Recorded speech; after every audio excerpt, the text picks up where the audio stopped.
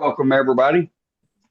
We got a good program planned for this evening, and we got a good demo. It's going to be recorded. Roger's going to be playing for us later on here. If you have any gallery items that you would like to show off, throw your name there in the chat. Just say you got something, and we'll get you on the list. And with that, let's see. Captain Eddie, you still on? Oh, I'm here, guys. Let's Am shoot I over to talking to you? Captain Eddie and get some kind words from the man with the plan. The plan's close, folks, really close. Oh, we come a long way. Level Up opens up, I believe, in about a week. We're going to be taking reservations and taking information on Level Up. Yep, we're working it out. You know, the problem when we do something like this is being good. Really, I mean, Worldwide Woodturners has done nothing bad, and people keep trying to copy us and jump on top of us and duplicate us and sneak right in there. And we have to put all these barriers up to keep that from happening because we don't want you to get ripped off. So consider this. If you're looking to do business with Worldwide Woodturners, we're the only one you do business with. You can't go to a broker. You can't go to a dealer or an agency or an outside source. This is it. This is the only source we got right here. And that's what's going to make it simple. So we're getting all that worked out and getting some plans made. And there's things changing all the time. I mean, all the time. And if there's a better deal coming up, we're going to make a change for it.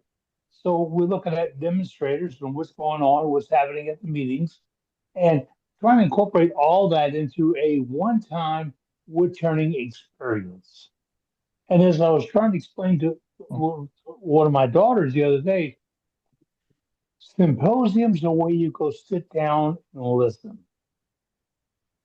Wood turning experience is where you go experience wood turning. Quite a difference here because we're going to have an experience sessions. We're going to have lays for you to experience what we're teaching, what our coaches are working on, where you go down and touch tools and turn wood and make shavings. Yeah, that's unlike some other demonstrations, other symposiums. This is totally differently. So really, well, Rob might. Hot mic. All right, we back with a little live mic. Okay. All right. Um, and we're doing that. We're making so much. Are we back? We're Yeah. back. All right. We're making those fine-tune adjustments just for that because you see, we're wood turners. We don't have anything to sell. We don't have a herd of companies wanting to buy themselves into this program to come see what's going on. No, we don't. We don't have them lined up. We don't have them fighting over rooms and spaces and displays and galleries and all this other stuff. No, we have wood turners coming to talk wood turning. And that's what's the beauty of our whole program is that's what we focused on. This whole thing started 6 years ago on a whim. The whim was, can we make a wood turning class happen? A wood turning group happen? We did. Look what's happened. We come around. I need to know more about that back edge blade. I think a long time ago I saw one, but I don't remember the particulars on it. It's kind of fuzzy in here some days, but it'll come back. But I remember it was unique. But then I do remember going to having a guy mill some logs for a project, and the logs went in and out, both cuts going in, cut going out. But the way the trusses were made that held the blade were made to ride that blade, to hold it in a position where like it was in a swallow or a worn out spot that was sacrificial. And that's what kept the blade in line. Because that's what amazed me is why didn't it come out? And when we get this, you get to something like a blade. They say you can't pull out of a blade. You know why you can't pull out of a blade? Because you probably didn't take that sharp corner off the backside. Yeah, when that blade went in, it had teeth on the front, and it's got a sharp corner on those two back edges. When you try to come out, those two back edges, they're knives. Those knives cut in. So what do? You put a fresh blade on, you get your stone out, you roll it backwards without power, and you knock that corner off. Turn the stone the other way, roll it backwards without power. Remember, I said without power, okay? And you knock it back on corner off. You put rounded corners on the back of that blade.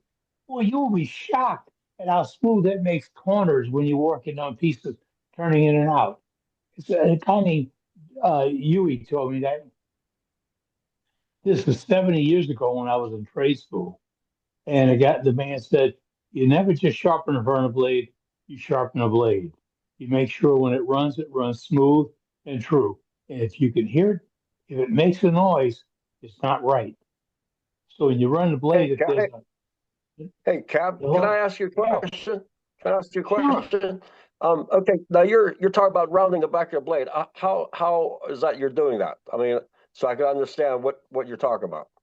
I'm taking a stone, a regular stone, like 320 stone or 180 Oh, stone, okay, sharpening stone. It's on a yeah, block. And I turn the power off. I pull my dead man out. So I right. don't because I'm stupid. I'll turn the switch on. Yeah, I I pull my would dead too. man out, and then I just roll it one hand. I put the stone down on the table and touch the back of the blade as it rolls by. And when you start, you feel that click when it goes past that weld. You feel that click, and you Right. work on that click a little bit to make sure that that's gone down. Because no matter how good that guy welded it or the machine welded it, remember, Sure. um, you got to get rid of that bump because that bump is your enemy. So you dress that off. You do the back edge, you make sure it's nice and true, and then you knock the two corners off. The whole blade has got a lot to do with the cutting. And any friction in that cut impacts your cutting and your ability to make fine corners, to do a pullout. We all have to do a pullout. You have to correct it. You know where you're going to screw up somehow. You have to, finagle it a little bit. So why don't we just get our toys lined up? So we were talking a couple of weeks ago about bearings and thrust bearings and weird things. I looked at a guy's saw a couple of weeks ago, just about the time we were talking about that, and it was a Sears or Craftsman, and you could not move any of the bearings on his saw. They were all just gooped up. Gooped up is a technical term for being not taken care of and attracting all the crap flying in the air in the shop and collecting on those worn bearings. And they were worn because they were worn out. And what does he think? I'm just sprayed up with some WD-40. I'm thinking, why don't you just drink that stuff? It's just as good for you. No, get some T9 or something. Clean the bearings. Keep them not lubricated, but clean, and they'll free spin and they won't pick up all that trash. But you put that WD stuff on it, it's been like a magnet. All the little flies are going to go right to it. So keep it clean, blow the air on it, keep it all working and smooth. That's what you do. That's my that's my bandsaw tip of the day. But we share those ideas each week. And I was talking to somebody about drill presses the other day. If I had to look at the three vital items in my shop, the lake is number one. Beulah had, yeah, that's the beast. She had it. She's number one. She got the paint job. She got cleaned up. She got wiped down every day. Never introduced to WD. Got cleaned down every day, cleaned up, made sure she didn't get any condensation on her, cleaned it. All right. But the number two was the bandsaw because whatever I was going to get down, I had to have the size. But then number three was sitting right next to it. It was my big drill press, and I loved it. I had the variable speeds, the Reese drops worked out really well. Took care of it, cleaned it up, kept the shivs clean, blew the dust out of it because that will create a vibration, and that vibration will go clean through the shaft and affect the drilling. And then what do you do with your bits? You really take them out and throw them in a drawer, do you? Or a tray or a pan? Come on, it's a sharp item. What do you do with your pocket knife? You close it. Don't throw it on the floor. So, if you take care of those things, when you come back to use them, magic. It's like magic. You're going to say, wow, why not do this before? So we're looking for those kinds of tips to ship here. If you can give us an idea of how to maintain a tool and make a little 2-minute presentation on it, on any tool that's in that shop, we want to hear from you. That's why we get together. We want to know more. If you've got an idea about how to make wood turning click, let's hear about it. Got what we got level up coming. You did see the newsletter last week. It's fantastic. New issue comes out next Wednesday. The world's greatest website on wood turning is always there for you. And if you missed something, you didn't miss it because everything we do is right there. There's not another club in this entire world that can say that, oh, you missed this? No, it's there. If you didn't get it, we got it. If you did it, we got it. If you shared it, we got it. Nobody else has got that. Nobody. Why? They don't want it. There's a lot of work. There's a lot of heart that goes into this. You realize that the people that put together your newsletter, your website, your level up, your meetings and all that, these are labors of love. There's no big check. There's nothing. They don't even get a shirt and a hat. Okay? We're gonna get do rags for Dane. That's gonna be we'll get a little fancy do rag coming up. I ordered it's got a little flashing thing on front and all that. Um, but that's the only perk this job will have because we all love wood turning. We love you, and I'm what I'm loving is you folks show it. So you got something going on. Al Dawson, thank you for jumping and asking that question. That was a good question.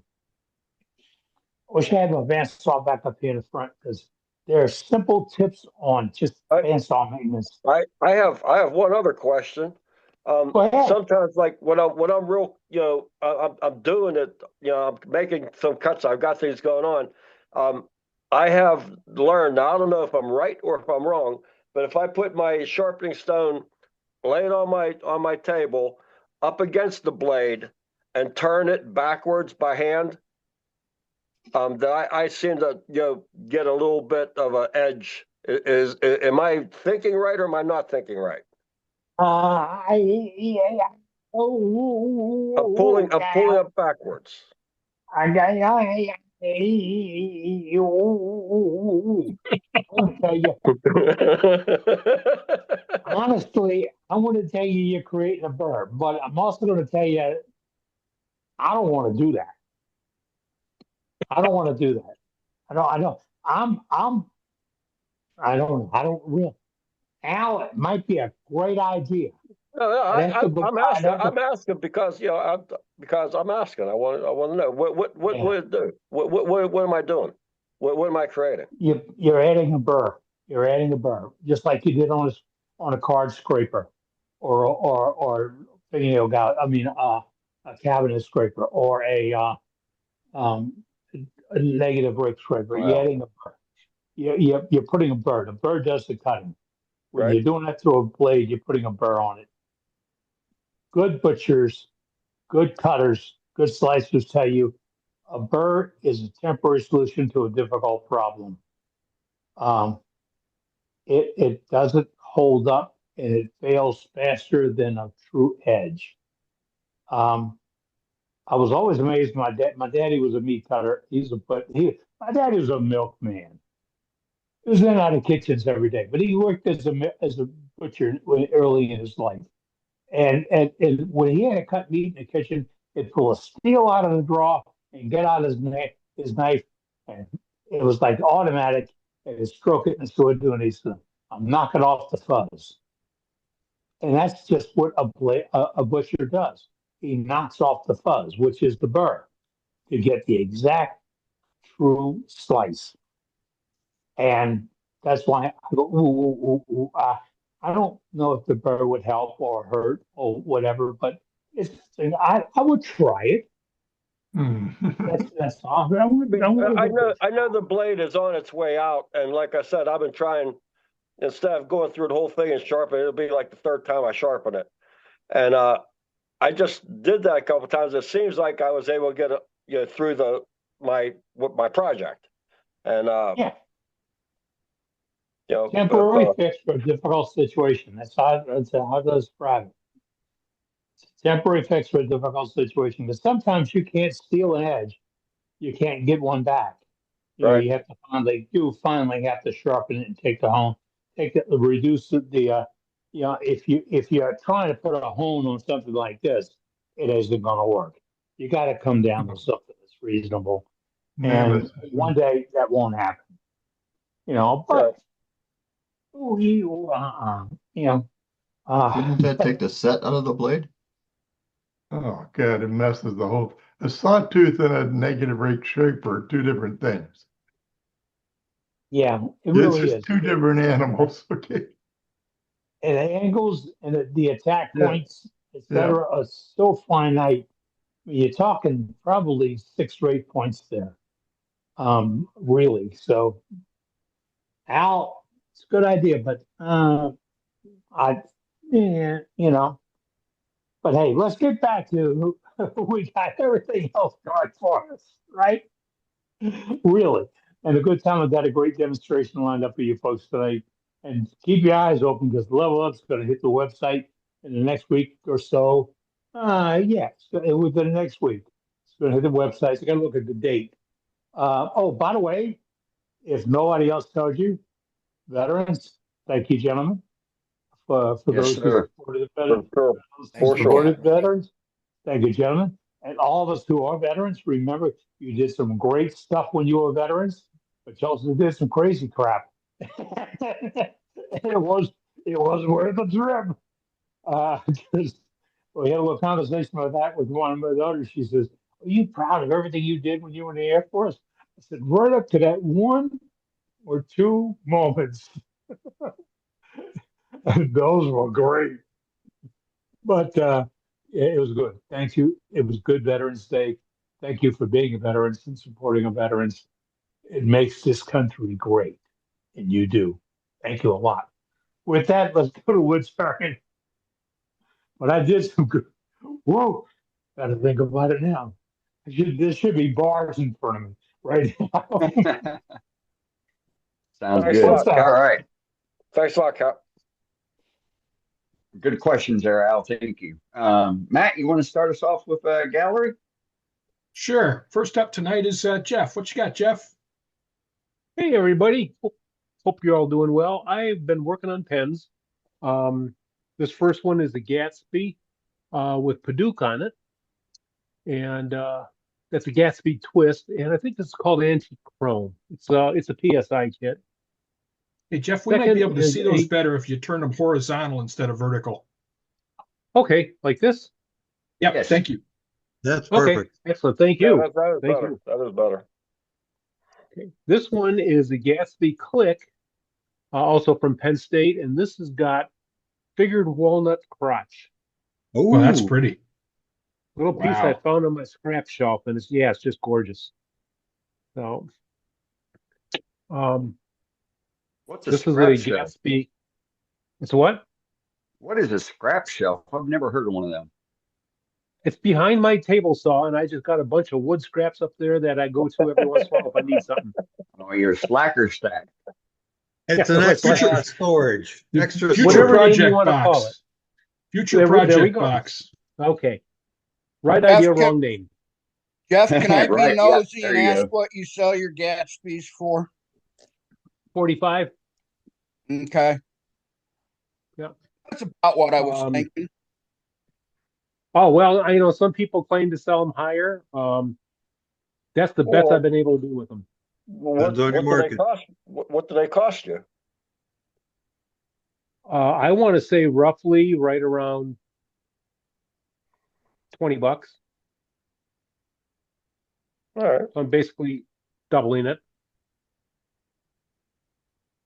Because I literally Ours was pens more. like this, you know, Yeah, very pretty. from going from a piece of, yeah. Now this one's an acrylic. I've mentioned this before about other acrylics.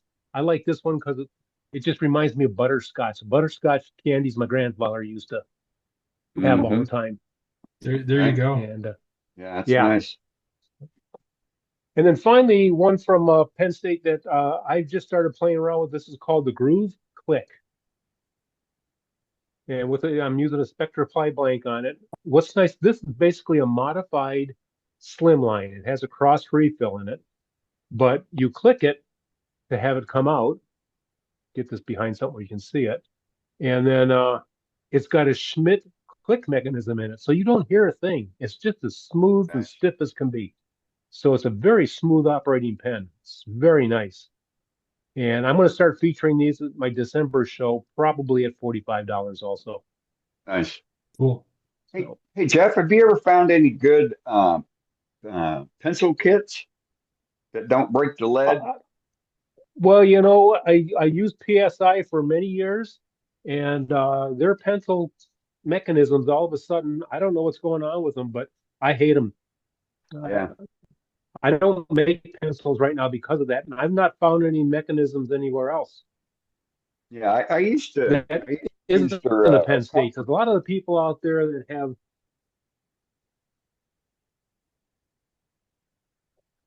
a lot of companies out lost there you that are some. selling pen kits, except for just a few, are selling Penn State. They just give them different names. Right, Matter of fact, you may go to another site and think you're buying slim lines and you're buying fun lines. So, right. so I stick with Penn State. I've been with them since 2010 and I love them. And they've always treated me well. But yeah, that pencil mechanism, and I've talked to them about it, and they know there's a problem and they're working on it.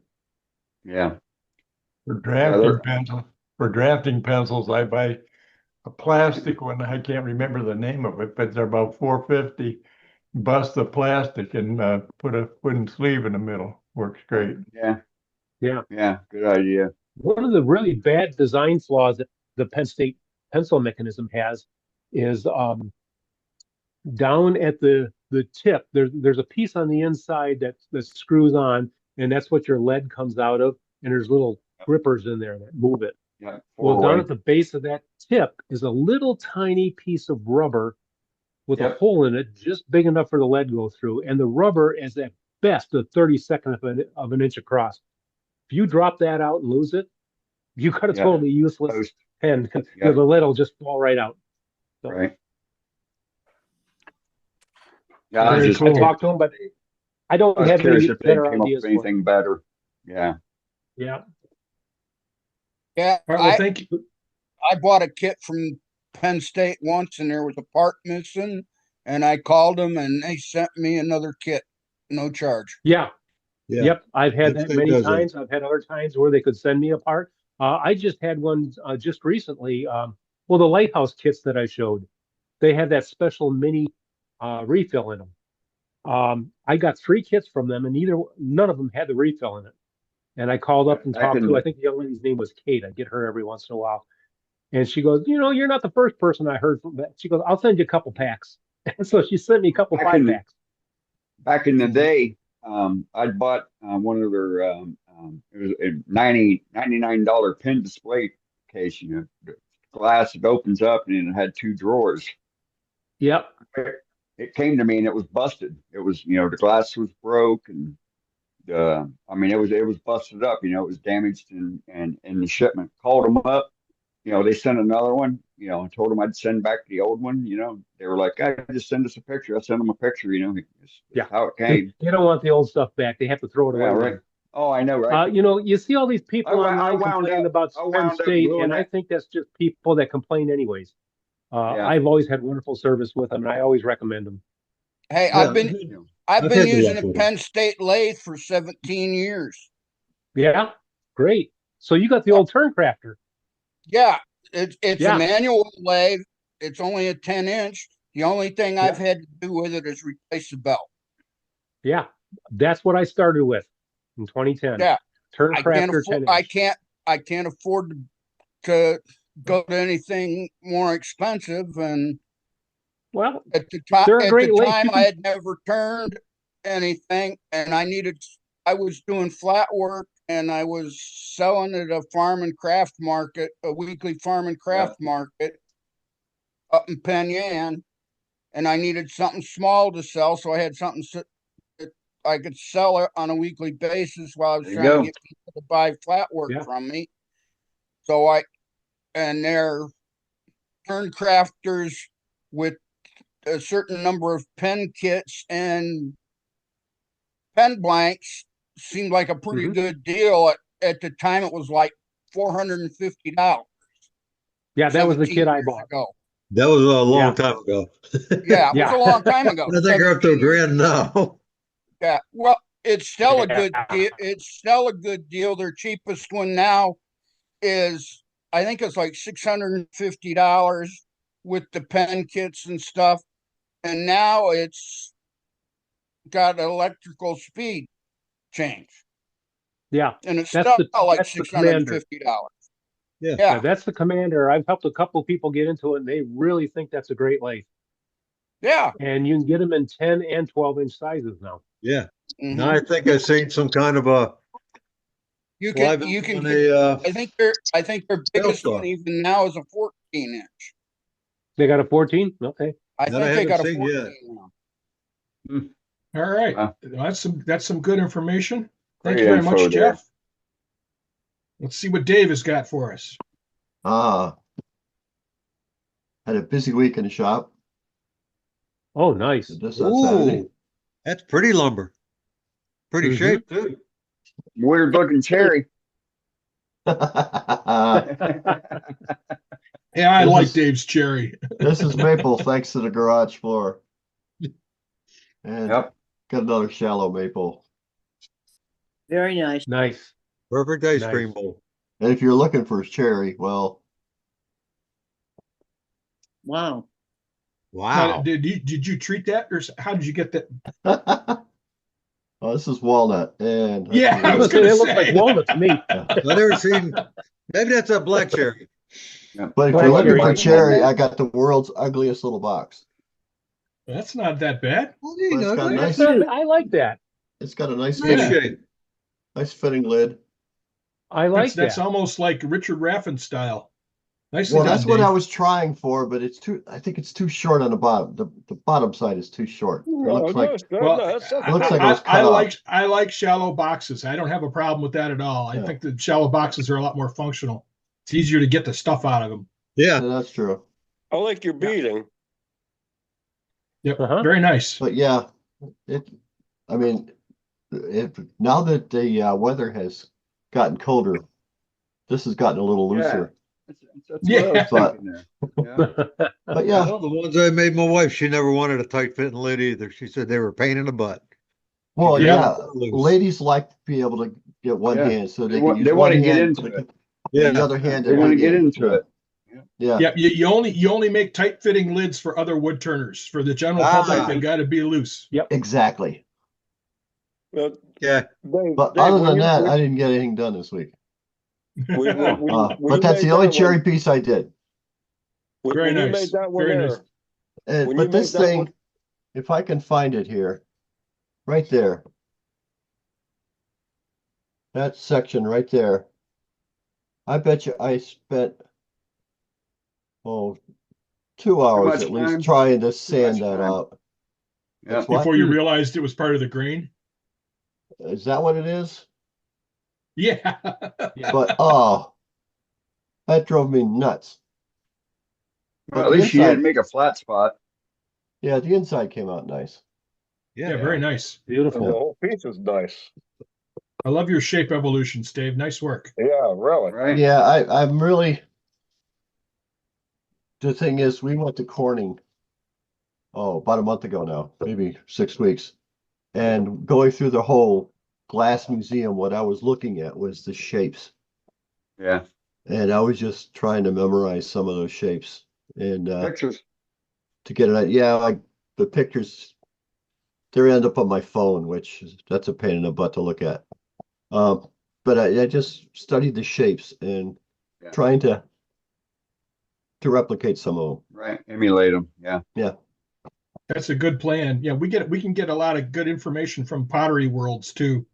Right. We all share the same sort of shape ideas. Yes, Yeah.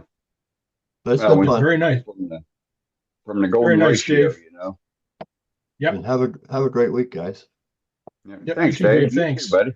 You too, Dave. Be good, Dave. I'll try. Next up is Charlie. What you got, Charlie? Greetings. I've had a bad couple weeks. I've been fighting gout, and Oh no. but I got out there a few times. I made this, and this is a Mad Harbor. Uh-huh. Yeah, it's very familiar. Yeah. Great The to see, bottom Charlie. is Great to meadow. see. The top is soft maple and hackberry for the top, for the Yeah. video. It doesn't pop. I found out the older I get, the less pop I want to hear because I don't want to break something. And it's No. A coated new or the box? both. It's Right. coated with tongue oil. Very That's nice. great. And I made backup finial just in case I broke that one. This is out of apple. Yeah, good It job. actually, I like this one better, but the color I wanted a contrast with it. No. Sure. And then I made a birdhouse. Hey, just Oh, in cool. time, birdhouse Bob just popped in. I Yeah, that's don't know pretty what the clever. bottom is, but it's birch on the top, spalted. Yeah, that's That's pretty. pretty. Yeah, I that's haven't pretty. got no cool. bird on the thing yet, but That's pretty. Very nice. Very nice. Very Very nice. nicely done. Yep. and I made close to a dozen of what's his name now? That started making. He was only making them 2 inches tall. I make mine to represent lanterns, and you can put pictures in them. Okay. Yeah. Oh, Bob okay. Grinstead. I only know a couple of them are like this one is spalted birch. The others were just scraps laying. I don't know what they are. Very cool. That's all I had. Nicely Thank done. you, Charlie. Nicely Thank done. you. We're going to bring up Roger next. What you got, Roger? Well, this is the piece that I showed last week where I went to the bottom of the bowl. So I had the other part, another bowl that I didn't like because it was too short. So I took the two, put a segmented ring in it, and Looks beautiful. That's a brilliant save. only problem I have is now that it's done, it's cracked. Uh-oh. Oh, Where'd it crack? Where? We can't see it. There it is. not yet, Lucy. Oh, okay. Oh, Yeah. the Oh, yeah. The bottom. Okay. Go ahead and fix it. It moved just a little bit. Where was it? Right here. Oh, yeah, I see it. I see it. Yeah, yeah. Yeah. So it's all right if you look at this side. Very nice. So- Very nice. You could call that a feature, Roger. Very Yeah, I was gonna nice say. recovery. And here's what I'm working on right now. Wow. Wow. Nice. What are you going sailing? It's 13 inches, 7 inches tall. Nice. So this is what my wife has wanted for a friend of hers for Christmas. Make Yeah, it that'll up. make a nice M&M bow. That's perfect popcorn bowl. You'd go 37 broke pounds filling of that with M&Ms. M&Ms. Yeah. Popcorn. This is a crotch piece. I was going to say, it looked like a crotch piece to me. It's beautiful. Yeah. It's gorgeous. Yeah, it's gonna look good when you get it done. Yeah. Very nice. Very nice, Roger. So, and that's it until the demo layer. Okay, well, thank you very much. Mhm. Next up is Joaquin. What you got, Joaquin? Unmute myself. AJ. So I've got two reproductions of a just a common everyday drinking vessel, lathed drinking vessel from the Oseberg Mound, so roughly circa 1050. These are sassafras, and just got a nice healthy coat of pure tung oil on it, which will polymerize and make them water resistant. But I've also been playing with the threading. So I've been doing acorns. This is one I did Monday. I took yesterday off. It was Veterans Day. So a little threaded. So there's your cure to the not wanting to do the pop fits. Just thread them instead. Works really good. Right. So there's one. This one I really didn't have a lot of walnut for the bottom. And I think that's the absolute most delightful shape. I think I'm going to do a lot more like this because they're just cute as a button. Yeah, it's adorable. I love it. Yeah, this shape is just. People say that's cute as it can be. Yeah, this is just a look great like an shape. acorn. Hey, Joaquin. Hey, Joaquin. Yes. Hey, Yes. okay, what you used the thread with, I was looking through last week's meeting and you talked you talked about, and you gave it a name of your threading machine. Is it a machine or you do this by Baxter's hand? Threadmaster. Yes. And I'm sure I'll be demonstrating it soon. So I got the same shape here, which again, I just am in love with the shape. I think I'm going to be making a lot of these. It's a great little shape. And this is some very, very old cherry from rejected table legs or chair legs from a factory up in Greensboro. And when I started turning this, I was looking at it and going, is this walnut or cherry? It's cherry, but it's just so old that it's just got nice and deep, almost a mahogany color. It's really nice. And it takes threads fantastic. That's cute. Yeah, I love and it. yeah, or Sue, you can definitely drill a hole and put an eye on it. In fact, I had a customer, one of my favorite customers, say, if you make them the right size, and this is about the right size, you could roll up, a $20 bill and stick it in there for the grandkid, and that's their Christmas present. And there's a $20 bill in there for them. So that one's about the right size to do that. And I met Joaquin this weekend. Who's that? Is that Tom? Jack Roberts from the. Hey, Jack. Hey, Jack. Good to see you. And I made it because you invited me. Well, welcome. I'm glad to have you here. Jack demonstrated his Jack, box welcome turning aboard, technique. Jack. And actually, if you could talk him into demonstrating his multiple box turning techniques for production, it's a great demonstration.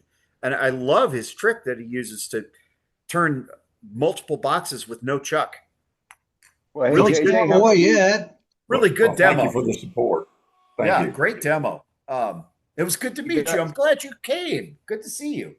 So anyway, that's what I've got right now. I actually have my friend the Razorsmith asked if I could make a razor box, and so I've got a piece of poplar about this long. I've already threaded it, rejoined it, and shaped the outside, and I'm getting ready to hollow it in the morning on the lathe, so it's not here. But I was absolutely stunned at how well poplar took threads. I didn't think it would work, and it actually took threads really nicely. So that was a treat. That's good. That's good to know. Yeah. How many teeth per inch threads are you using on that? I've got a 12 pitch head right now. Okay. So the way the Baxter works is you buy different size heads for different pitches. Right now I have a 12. I will be pursuing an 8 and at least a 16, if not a little bit higher. But Willard Baxter, who invented it, turned a pair of acorn earrings, and they are a half an inch tall, quarter inch across, and he threaded them, and they are absolutely exquisite. So I have a challenge in front of me because I'm going to do that. They are threaded and hollow. And the joke he told Vic from Best with Tools is that you made those for his wife so she could put a Viagra in each ring when they went out together. Slow down, girl. Okay, it's too early. But they're that size. I mean, they are absolutely exquisite. How much does this tool cost? It depends on the model you get. It goes from about $650 to, for a larger lathe, there's a lot more material. And I think we're looking at around, well, I have a catalog right here. 770 for the largest one, which is 500 a to 500 500 to 770. 500 to 770. The link is in the 500 chat. to 770. Yeah. And it's really that's for a lathe with a 24-inch swing. You're looking at a lot of material just to get the Threadmaster up in the air. The trick to that is get the one for the 10-inch swing. And I found a Jet 1014 on Facebook Marketplace that had been modified with a VFD for $400. And just keep your Threadmaster on the small lathe, turn on whatever lathe you've got, run over to the other lathe and thread. Solves that problem. So here's another idea. Yes, sir. Here's another idea. We got a small bed off one of those really cheap. I think paid $50 for it. That was bad, and we mounted a variable speed router head on it, and put the router so you can spin it up so that you get a good clean cut on some of that wood that you don't when you're turning it at 3,000 RPMs. Yeah. So yeah, just build your own. Absolutely, you could do that as long as you had the right vertical distance for the machine. Yeah, that's a good idea. I like that. To pass that on. So anyway, that's all I've got right now. Like I said, I've got a piece on the lathe. I'll be making more. I think these are going to jump off the table. I've got a market on Saturday, and I have a sneaking suspicion these are going to just jump off the table. So I'm going to try to have at least a dozen of them done by Saturday, by Friday, because I got to load out on 7 a.m. on Saturday. What would you sell one of those for? Oh, I don't know, $35-$40. Yep. They don't take this machine simplifies threading immensely. It really takes all the guesswork out of it. And the thing I like about it, here's the thing. I will learn how to chase threads manually the old way. I will do it. But I've spent hours being frustrated trying to catch the rhythm and and it's hours and hours. And I have people who want threaded boxes now. This allows me to make and sell threaded boxes now while I'm teaching myself, or while I find a class for thread chasing, to learn to do it the old way. That is a skill I definitely want to gain, but it's a product that people are asking for right now, and I can't produce it without the machine at this moment. So it'll save me time. I will be able to afford the tools I need to learn to chase threads manually, and the class by selling machine threaded threads. And quite frankly, these are really accurate, incredibly accurate. Chasing tool is $100. I'm sorry. Chasing tool is $100. Is $100, absolutely. But how many hours to learn to do it? And that costs too. Time costs too. So I'm saving money in the short run so that I can learn to do it the manual way in the long run. So sounds great. Anyway, Thanks, that's Joaquin. all I got. Oh, hey, I need more pictures for the newsletter. We've got some good ones, but please send them in. If you're showing it in gallery, put it in a newsletter. It's worthy. You show your work, share your work in the newsletter, please. Okay. Thank you. Thanks, Joaquin. Yeah. Next up is Billy. What you got, Billy? Hey, Billy. We can hear you. We can see you. We can't hear you. You're muted. Your microphone. Oh no. No headset. It's on his headset. He's sitting on it. He's sitting on his headset. It's the quietest he's ever been. Yeah, really. Can you hear me now? Yes, Yeah, we we got can. you. For some reason, it didn't have the right microphone chosen, so I've been sitting here talking for nothing. Ooh, Ah, So I know the you saw feeling. the what? I said, I know that feeling. Yeah. Well, y'all saw the outside of this the last time I was on here without any finish on it. Gorgeous. So it's done. This is spalted Texas persimmon. The inside's done too. Nice. It, That's I beautiful. need to. I just finished it this afternoon, so I need to let this sit for a couple of days and then buff it out. But got a couple of coats of Rust-Oleum 2X Ultra gloss enamel on it. But Yeah, it looks great, Billy. it's, you can see it does have some shine. Yeah, it you does. do Yeah. have It's so shiny. But I just love the look of this spalted persimmon. The see if I can get rid of some of that gloss or reflection.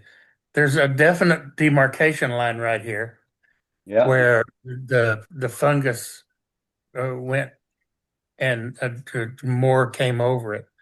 It's just really crazy how the spalting, the fungus affects this light colored wood and turns it this light chocolate color. That one where you showed us where the spalting is, it to me it looked like a sunrise coming up because you could see. Yeah, I was thinking the same thing. Yeah. Yeah, it kind of does. yeah. And Yeah. it's all spalted. There's just a different black spalt line right here. Yeah, Right. looks good. Pretty Very piece for cool. sure. Mother And Nature. you can see it in here too. Yes, you can. Right. That's that same. Billy, how is persimmon for turning? Uh, it I love the way it turns. It's hard. Uh, Uh-huh. it doesn't dull your tools as quick as mesquite, but it's about as hard. I mean, they use persimmon for golf club heads. There's a reason. Okay. Oh, Uh, okay. I so turned. back when they were still making clubs out of wood, I use they it to make were mallet heads. It's yeah. great. Persimmon's it's really hardwood. It's nice and dense, but it turns beautifully and sands up and polishes like great. Nice. Thank you. That's all I got. Very nice, Billy. Thank you. looks Thank you, almost Billy. like Very nice. Next up is Sheila. What you got, Sheila? Oops. Hi. I've got a couple of Philly Christmas candy dishes with trees on top. Oh, that's cute. Oh, that's a And Yep. cutie. they are just 2x4s all glued together. So Yeah, that's very scraps, pretty. That's pretty. they're okay. Very cool, Sheila. They're kind of rough. Nice.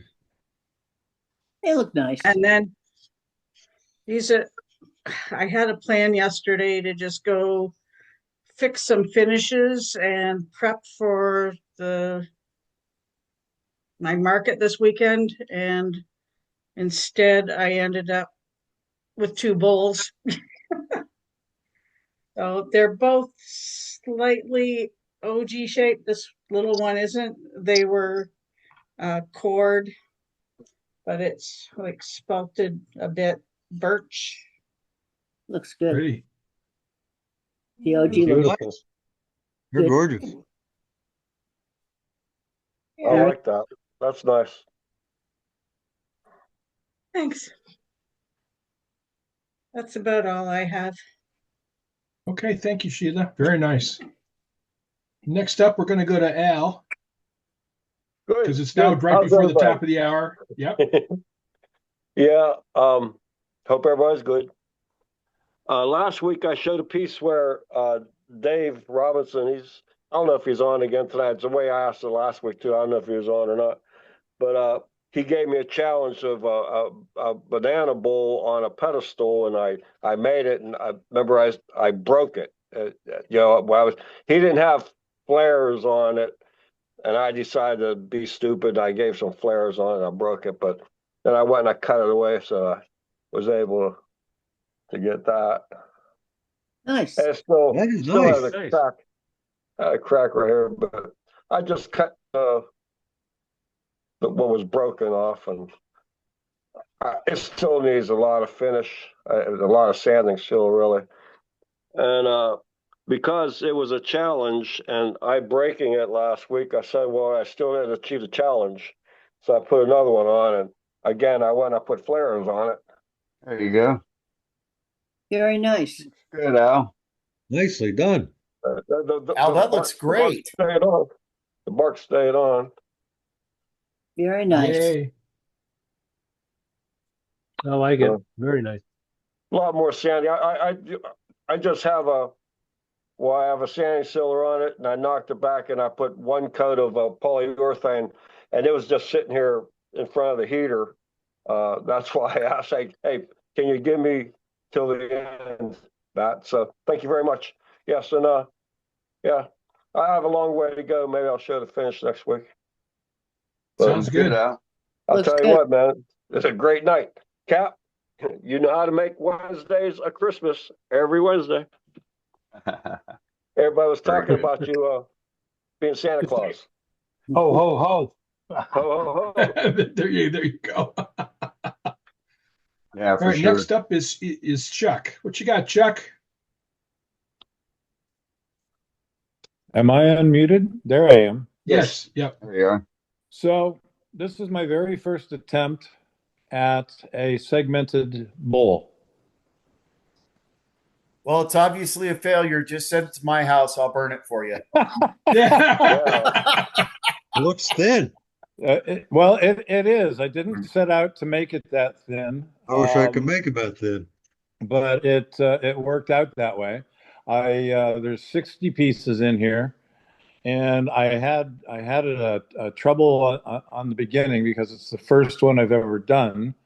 And the only way I knew how to turn it around to do the interior was to put a mortise on it. Well, I blew the mortise out because I didn't make it too deep, so I had to glue another piece on it. And then it was out of round. So, down inside, there's a couple of flaws. But all in all, for my very first segmented piece, I'm very pleased with this. It's nice. Beautiful. Very nice. I wish I could turn them in thin. They always bang and holler at me too much. Further along I than like me. segmented work. Hey, Chuck. Okay, now you said there were 60 pieces, and there's what, five rows there? Yes. Okay, so the very top one where you have those spacers. Okay, so I mean, obviously they're not counted as 12 in a ring. So how did you know where to space? I mean, that's I don't know. So you have to make How the did I ring. know where You to make put the ring first. You make the ring first with the spacers, and then it's glued to the next one up. I'll just okay. Right. I'll tell you. I cut It's just the fascinating. segment.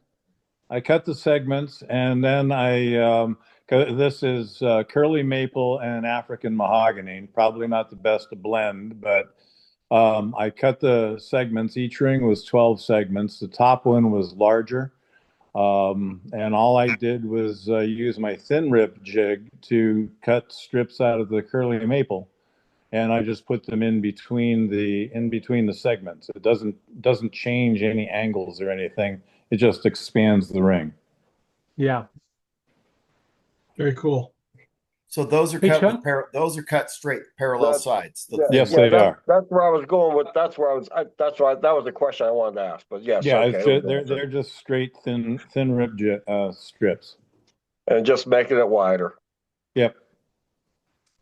Got it. Very Hey, cool. Chuck, Very, very. you were pretty. mentioning that you were had to use a mortise to resolve a problem you had. One of the things I've started doing now with all my segmented pieces, I use glue blocks. I don't use a tenon or a mortise, and it gives me extra room to work. and just makes life a lot easier. Yeah, that's several people. I'm in the segmented bowls group as well, and several people had mentioned that to me also. So on the next one, I shall indeed use a glue block. Yeah. Look forward to That's your how next we were one. taught. Very nice work. Thank you. Looking good. Welcome down the rabbit hole. Yep. Yeah. Thanks, guys. Okay. Sounds great. Okay, next up, we're going to go to Safety Sue. What's up, Safety Sue? Well, I'm going to try to share my screen. I got an ad. I get ads. Half my email is from woodworking, wood turning, et cetera, et cetera, et cetera. No kidding. No kidding. Imagine that. Like the rest of us. Right? But before I share my screen, I do want to wish all the veterans, both men and women, who have served not only in the United States, but worldwide, and our neighbors in Canada. So I just want to thank everybody who were in the UK. in the UK and Canada and Australia, all over the world. So thank you very much. But anyways, I got to figure out how to share my screen. I'm going to hit share and photos. We're not going to do the scarab. We're going to do this guy. You need to have your photos up before you do share screen. There we go. Hey, look at this guy. Okay.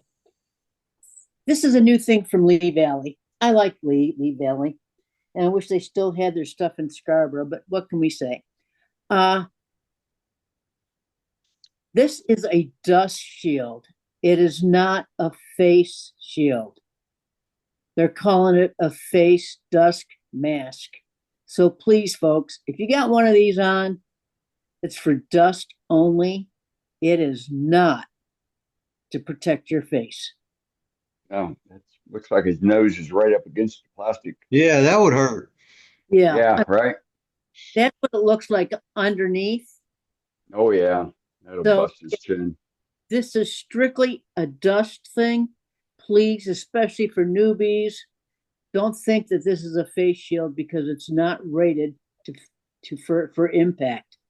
It's only to protect your face from dust. So, I would recommend doing what you need to do for dust, but need a full face shield, folks. This is not it. So this is my safety talk for the day. How do I get out of this? There we go. That's my safety talk for tonight.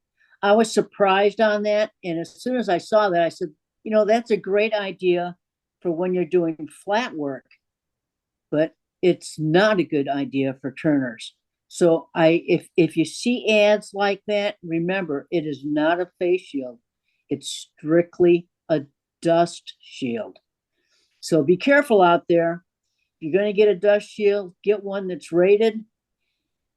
A lot of us use the UVEX.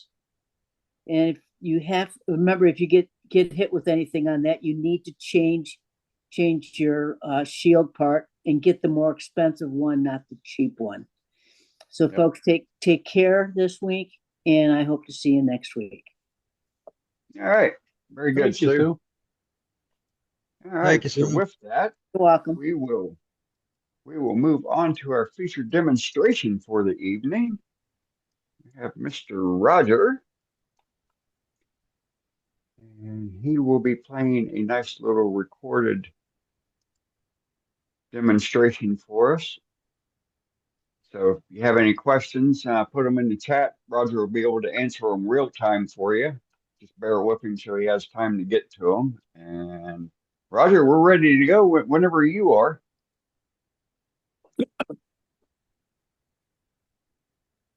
Or do I need to highlight it? Go to Roger 2. Go to Roger 2? Yeah. There we go.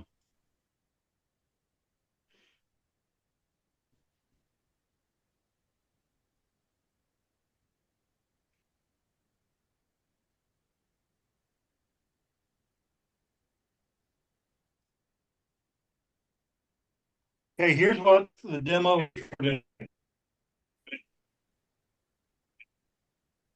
It's called tangential turning.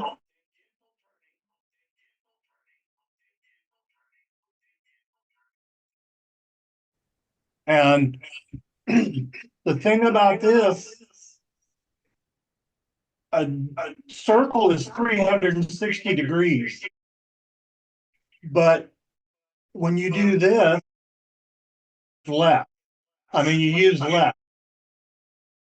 These pieces are cut 4.5 degrees on each side, so 9. That means you should use over 40 pieces. This has 32 in it. Roger, we're getting a pretty bad echo. I don't know if there's something you could do to fix that. The only thing I can do is shut the other one off.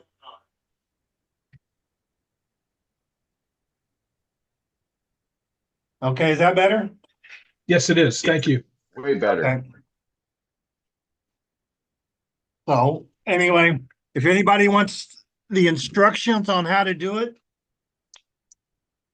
I have them all printed. You said 32 instead of 40, Roger. What's that? You said 32 instead of 40. Can you go over that again? Well, because the way you twist the piece, you lose, you make up the space by the twist.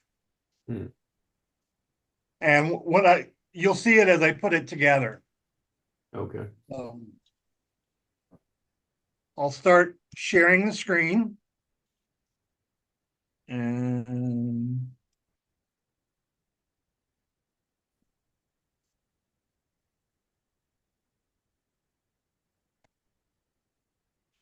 okay, I've laminated a board up that is big enough to do my exercise or the piece. And one mistake I made, and I didn't think about it, is my pieces of walnut are different thicknesses. So as I cut it out, I can't flip it. So that's why there's spaces on that piece that are just, it looks funny, and it's because I used some of the wrong pieces. So anyway, here I am cutting them out. Like I say, the saw is set at 4.5 degrees.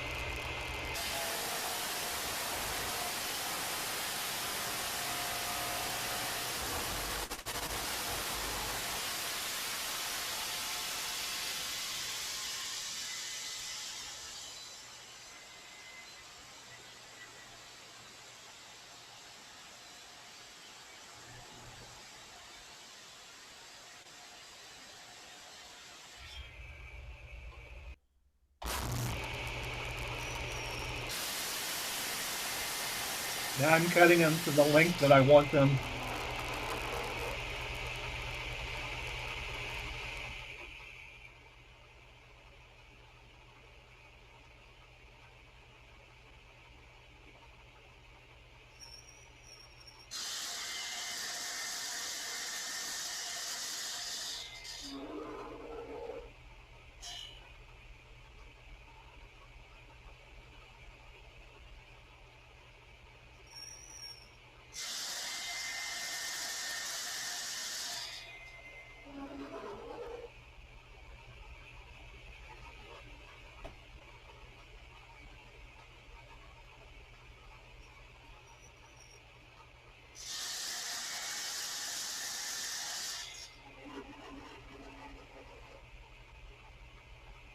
Okay, now I need to cut veneer to the right size so I can glue a piece of veneer to each one of these pieces.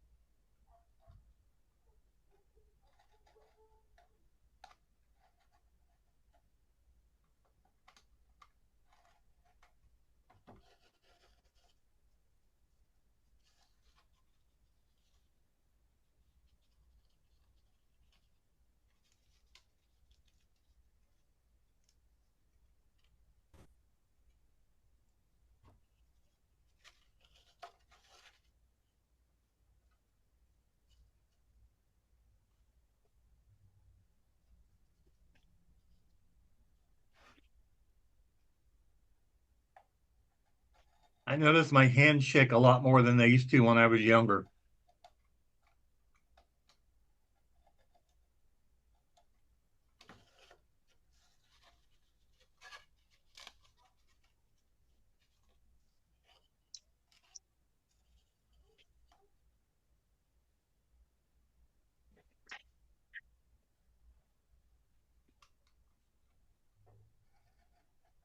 Roger, what's the thickness of the slices?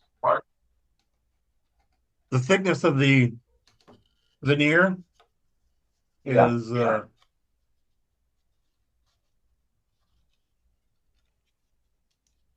probably a 32nd of an inch. And so another question is what kind of what type of veneer? Okay, now we're going to glue. It's a black poplar. It's poplar that's been dyed black. Okay.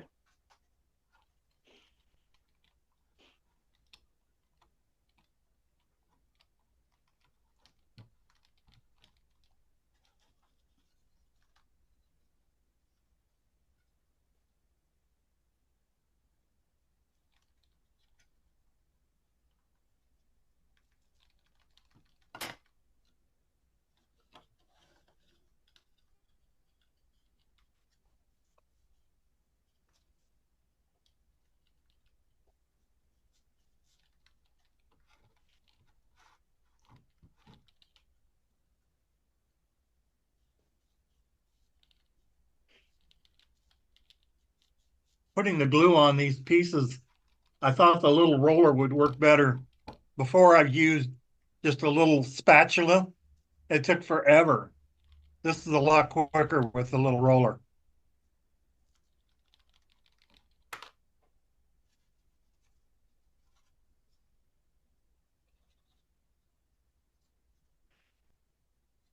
I have wax paper that I use.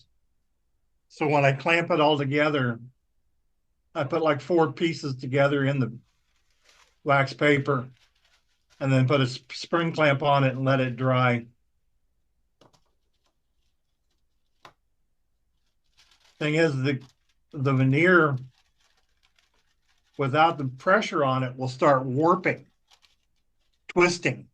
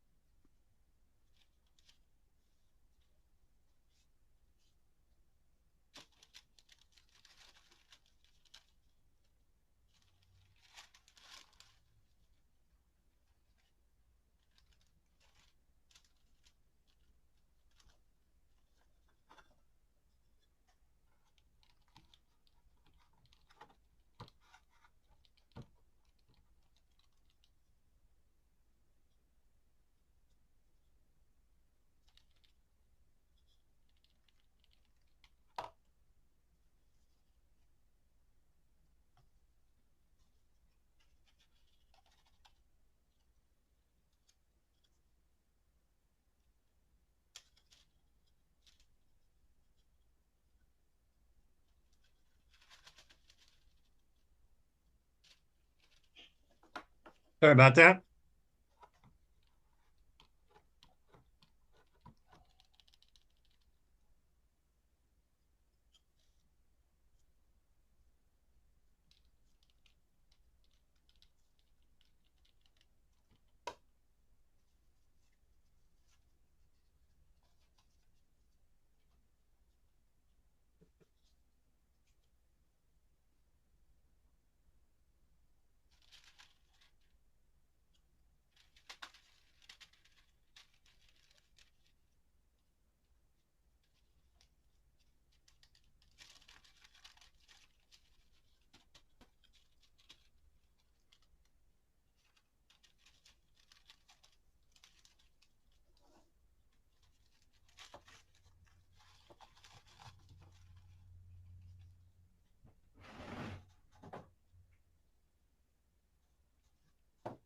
What kind of glue are you using, Raj? It's regular Titebond 1. Type Bond Okay, Original. there's 4 Yeah. glued together.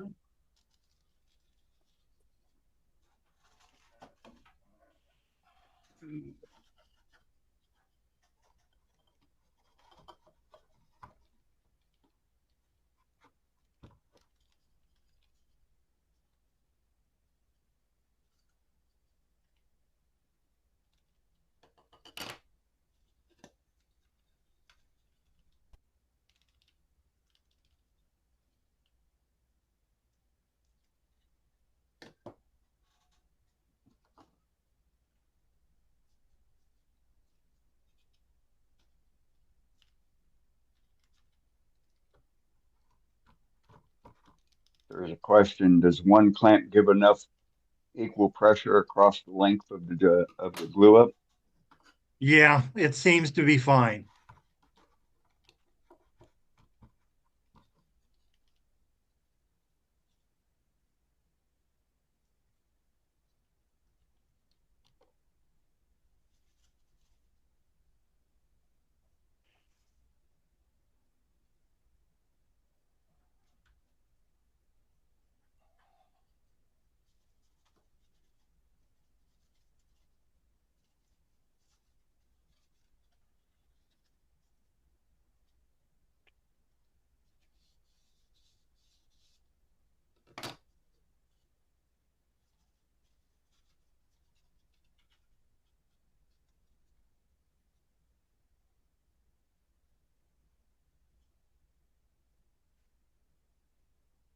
These pieces are only 6 inches long.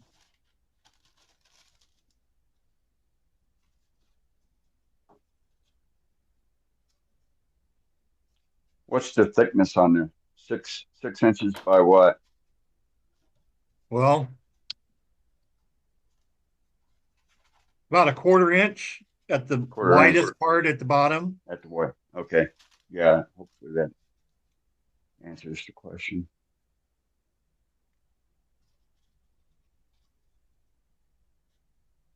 Some of the plans I found online shows that, you know, doing different, but in a lot bigger pieces, wider pieces.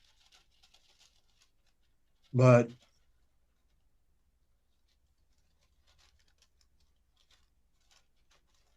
this is what the plans that I have is from when I was taking class. And it's the only way that I've done the tangential ones. So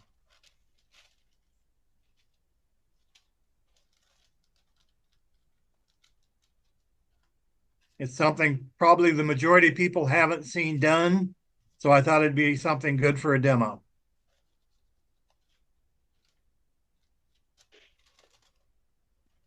Yeah, for sure.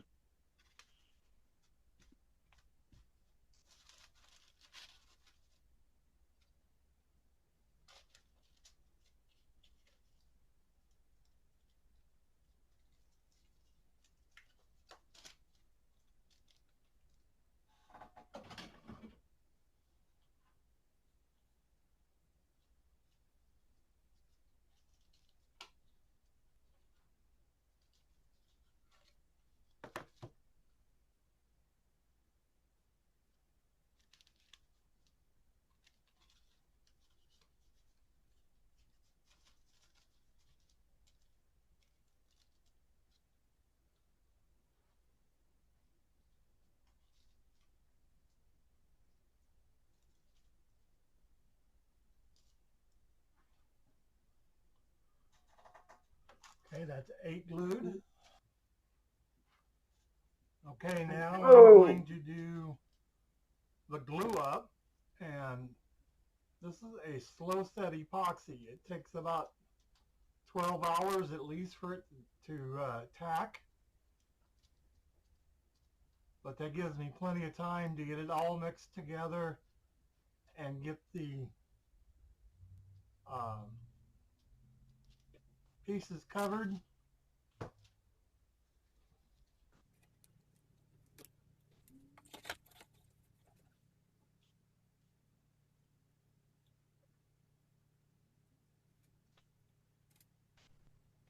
Like I say, this is a slow set epoxy. It's T88. It's 12-hour cure time. So I have plenty of time to work with it. And I speeded it up here, so I can't work that fast.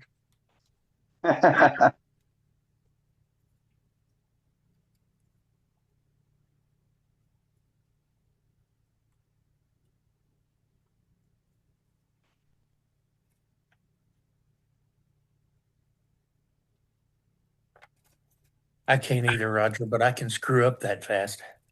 Yeah, I know, right? Never have an issue screwing it up quickly.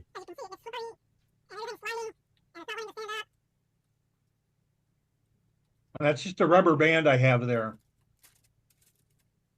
It actually gets glued in, and I just turn it off when I'm done.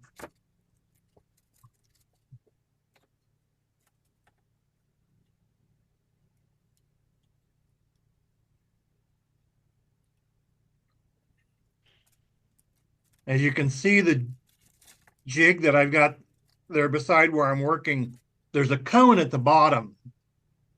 You need to have 2 cones to make the twist properly. I've got different size cones and Huh.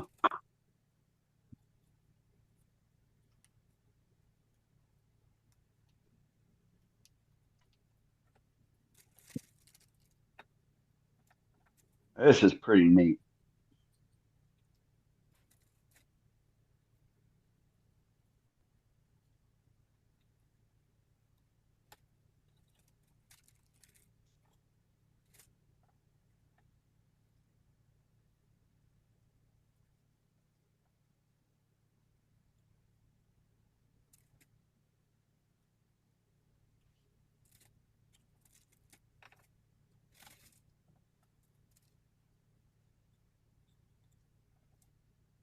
thank goodness for wax paper because I make a mess with this stuff. Right.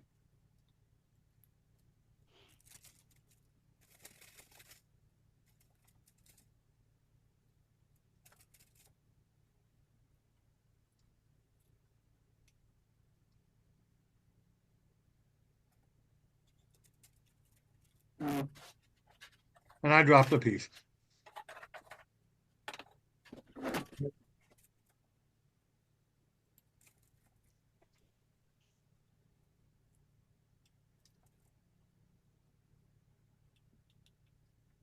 Roger, question was what kind of epoxy is that again? System 3, T88. Okay. Thank you.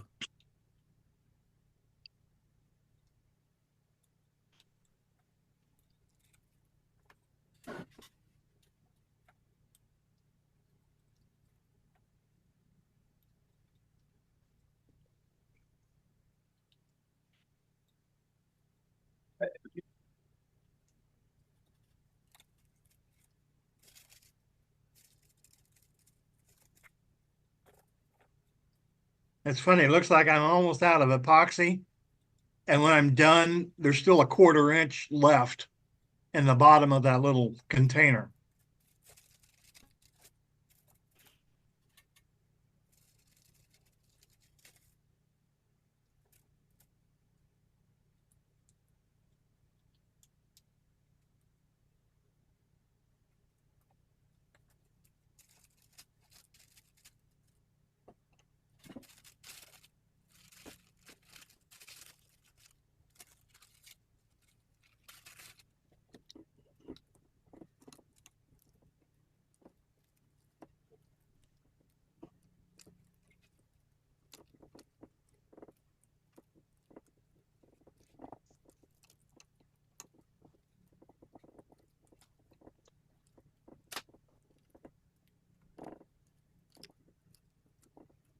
Sorry about getting my head in the way there. Mess the focus up on the.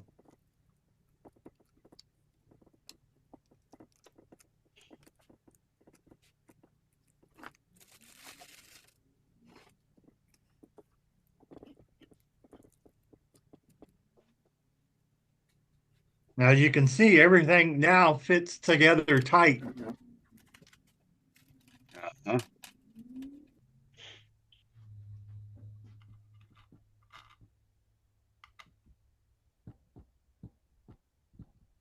I started to put the nut on, then I decided that's too far to thread, so I put a couple more spacers on it.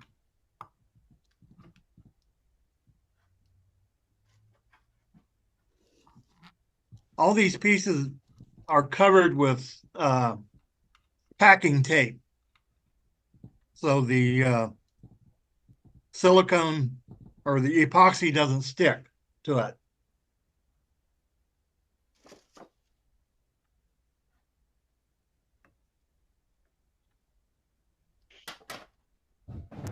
Wrong clamp.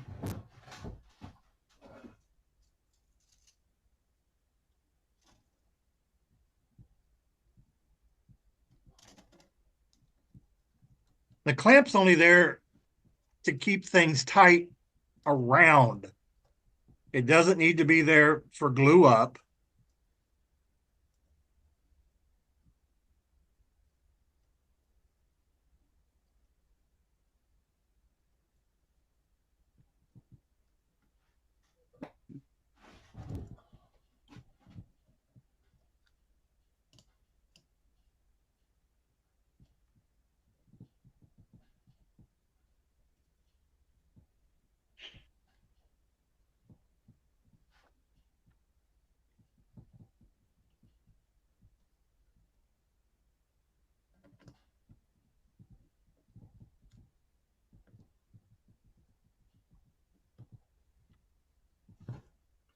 Okay, now we need to let it set.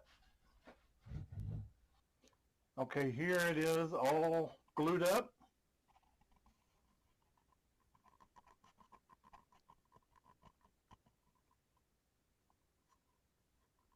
This is after it's set for 16 hours. It's been setting for about 16 hours since I glued it. I'll take it off here and get it on the lathe. Okay, now I'm going to glue this with hot melt glue to this board here so I can start turning it. I've got my live center here where I can just come to the inside, hold everything straight, and start filling it with glue.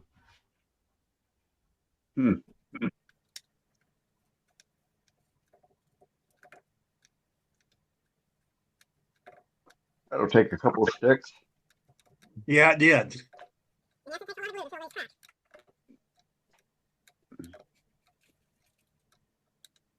I put a lot more glue than I really needed, but I'd rather be safe. Right.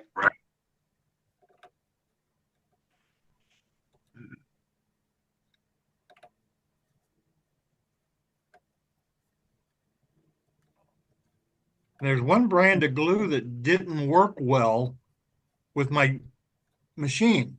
It wouldn't stick to it.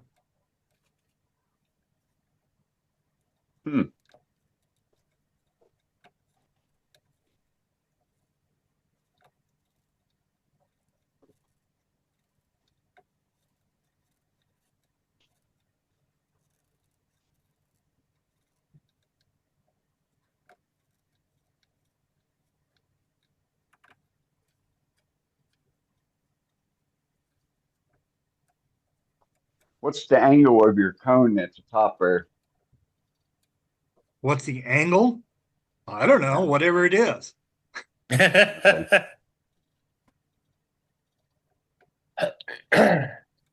Question asked, question answered. Doesn't matter.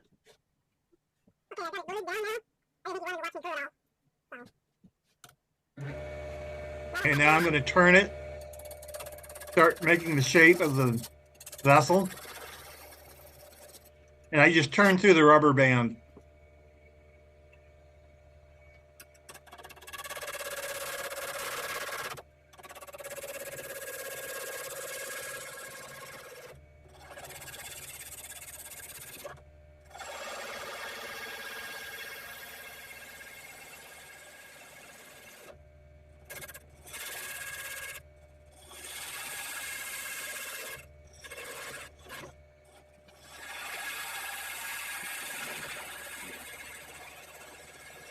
Sorry about my head face shield there getting in the way, but I'm still trying to learn my camera angle.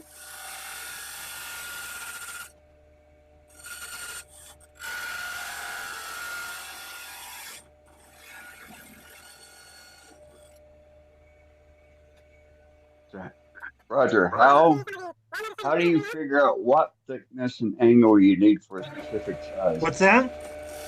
How do you figure out what thickness and angle for a specific size? The angle,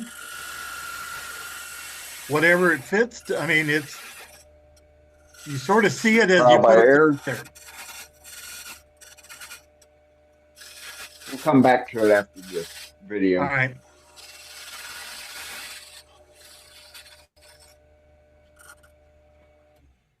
As you see, as I'm turning, I'm getting into different layers to see the different colors of wood.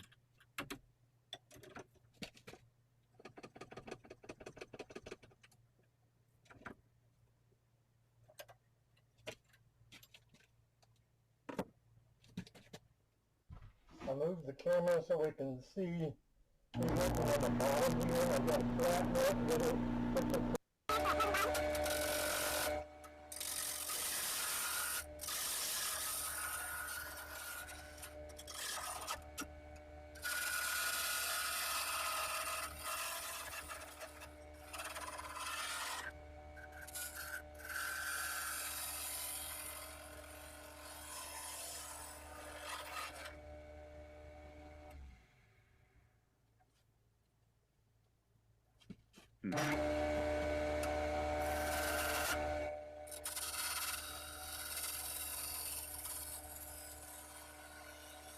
This will have a floating bottom in it.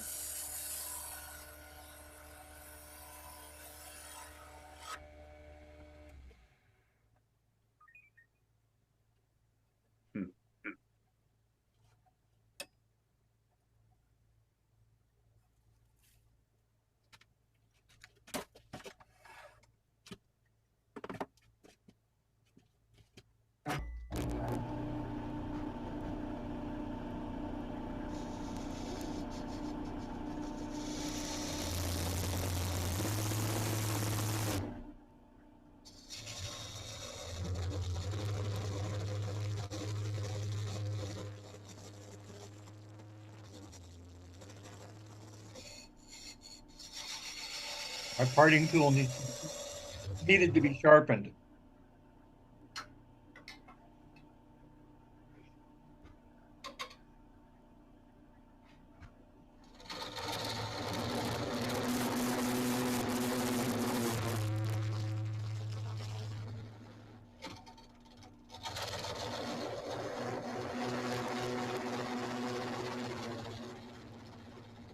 I think you got away with one on that. What's that? I think you got away with one on that one.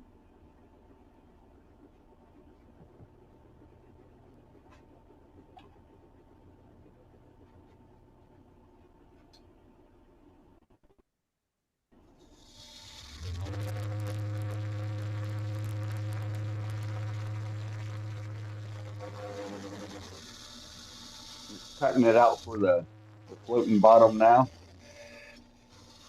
Well, I'm trying to make a recess to be able to hook it to a chuck. Okay.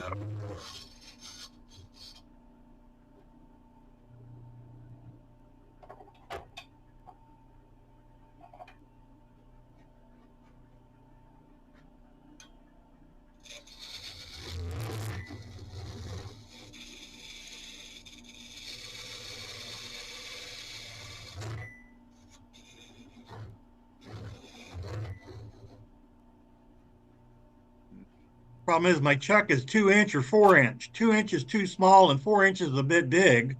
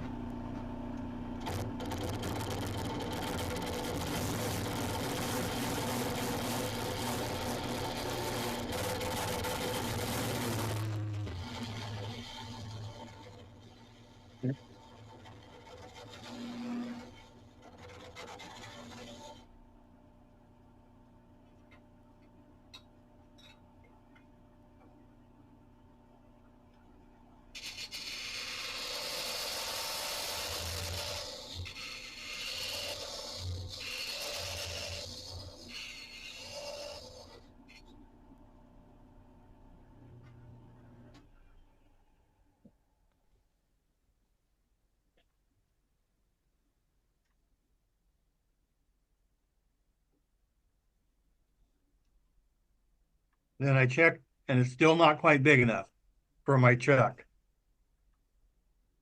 So I got to take a little more off of it.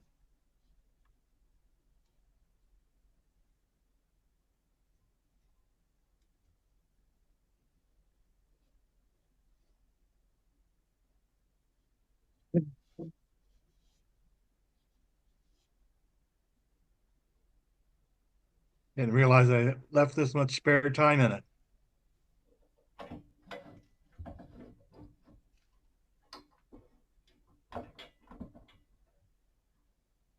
I love the randomness of this. Yes.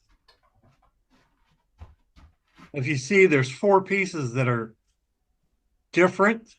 You're right. And that's from me not using the same thickness of walnut when I veneered it or laminated pieces together. Oh, that makes sense.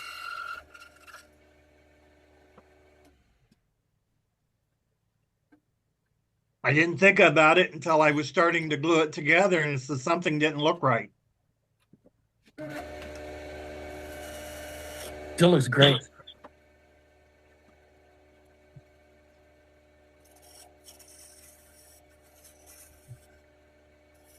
Had to round that corner off a little bit. It was sharp.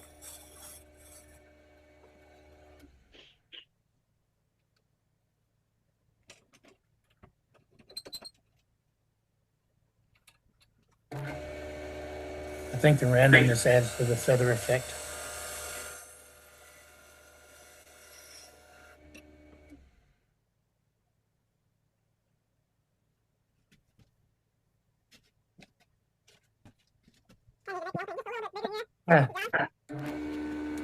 That's where I found out that my jaws still don't fit. So I have to make it bigger, the recess bigger.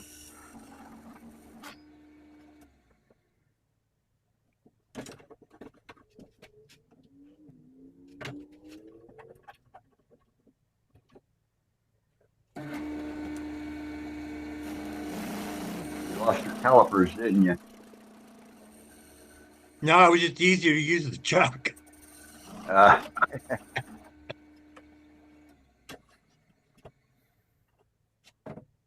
why I have that little orange doohickey on my tailstock.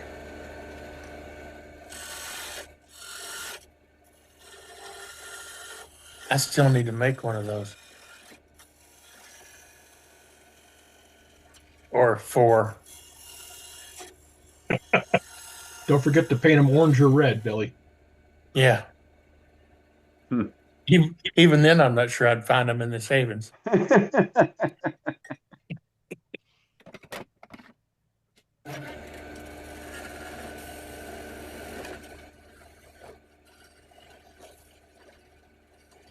You don't forget the little magnet deal. Yep, grade. Now this is where I'm cutting off the hot melt glue. That's a pain.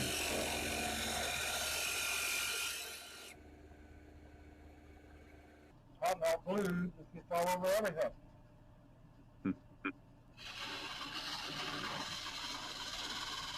Paul will dissolve that hot melt glue in a heartbeat.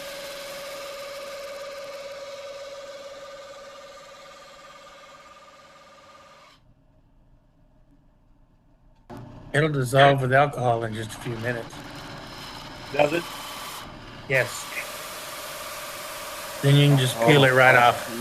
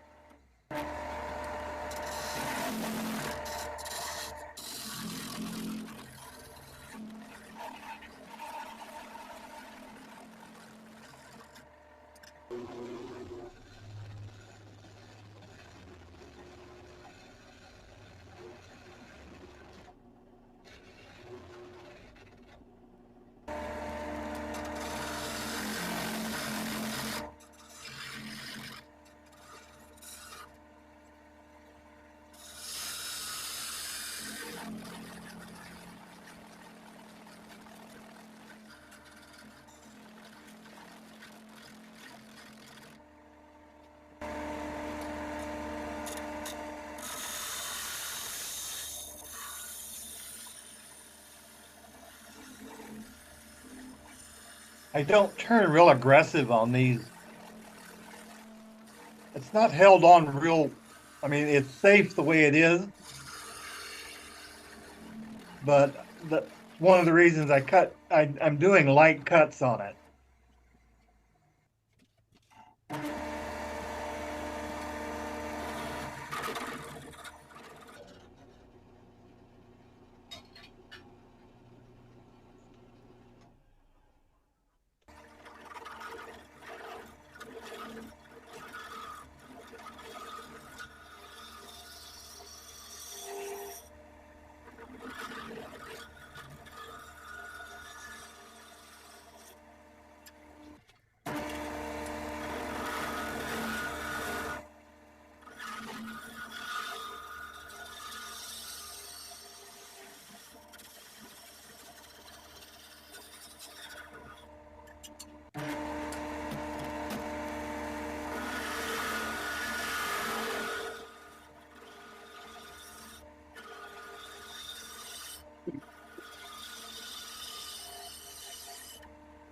I need to mount my camera lower.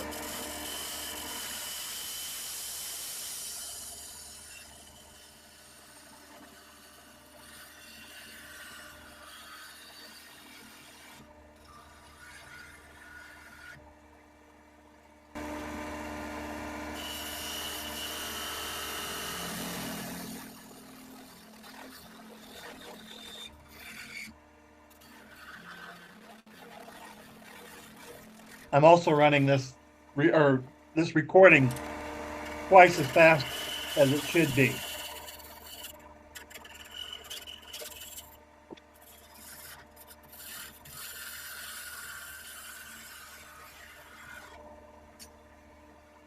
I need to glue together a ring that will retain the floating bottom into the vessel.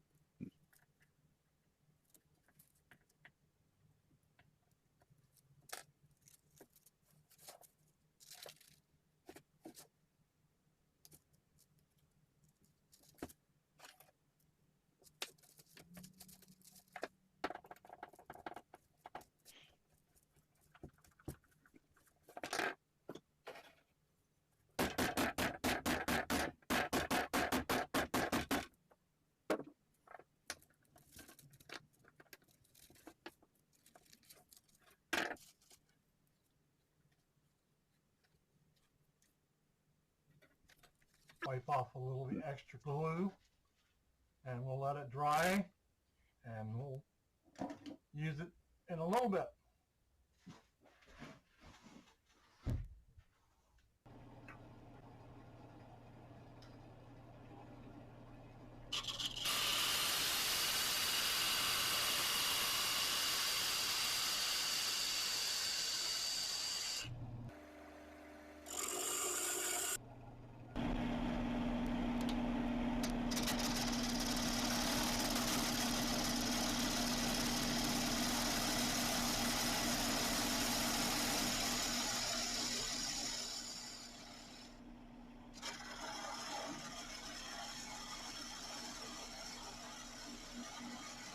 I didn't show it, but that floating bottom is just held in with a couple dots of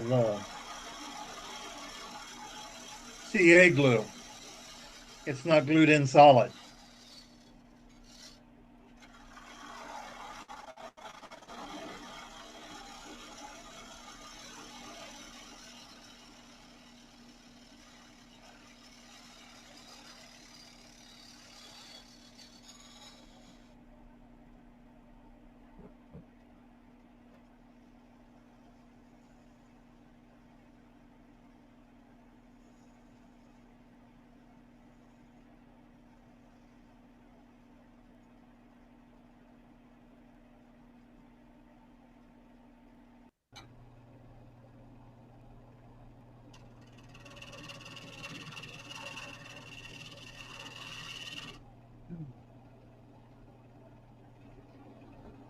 I guess I hadn't glued it in yet. I just was holding it in by force.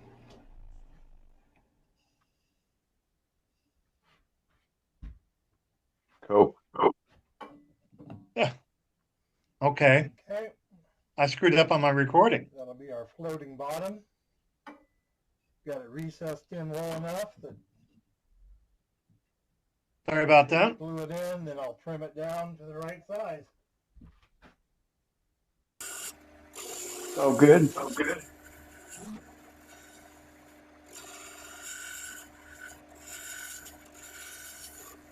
I need to have the inside partially turned so I know how deep I need to put that bottom in.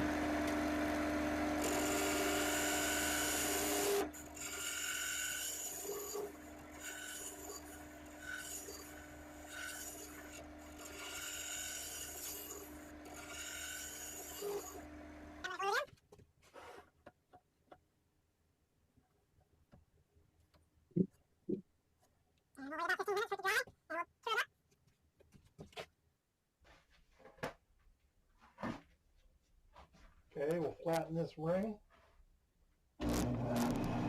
Somehow my camera got twisted.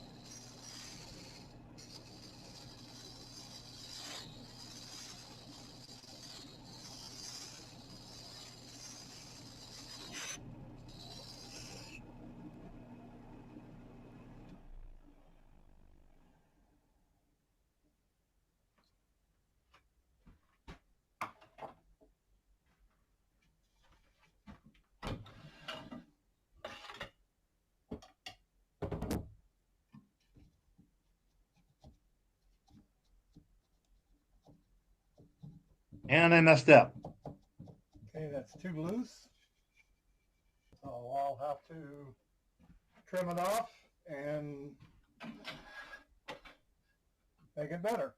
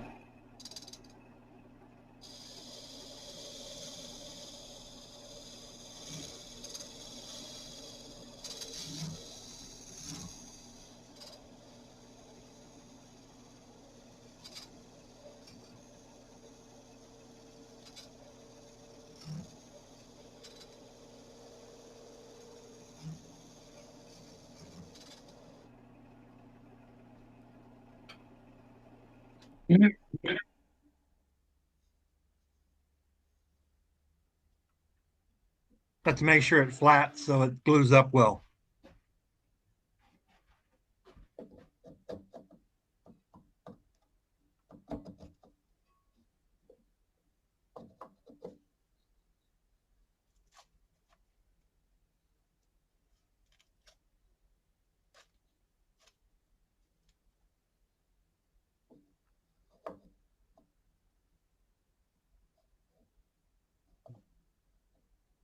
Still too tight.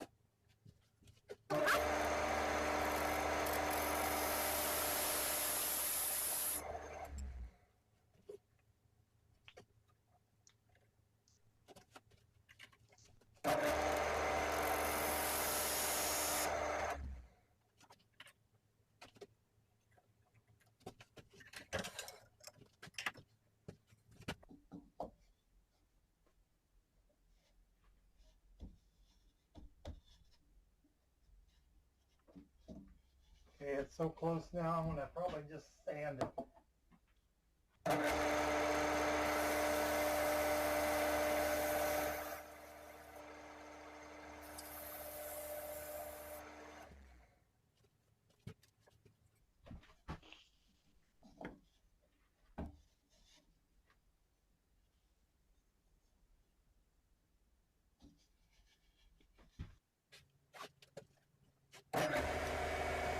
Okay, now I've got it glued on. Okay,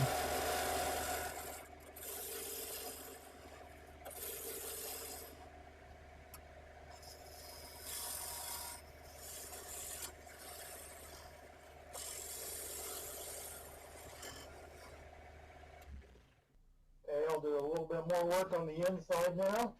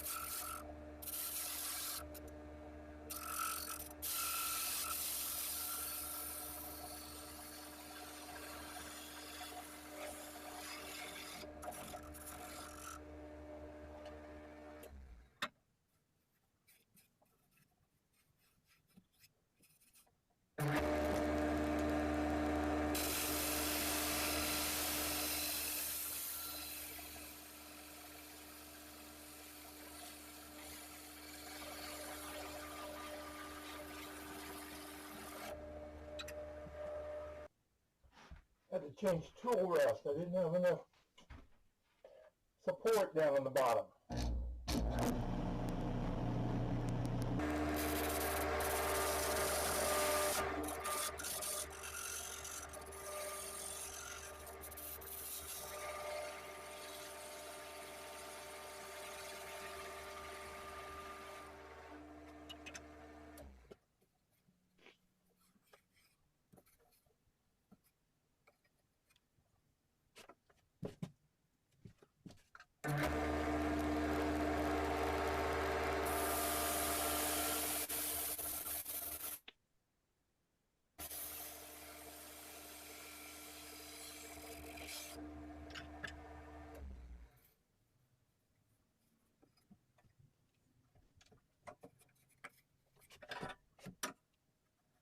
My tool rest slipped and put a groove in it.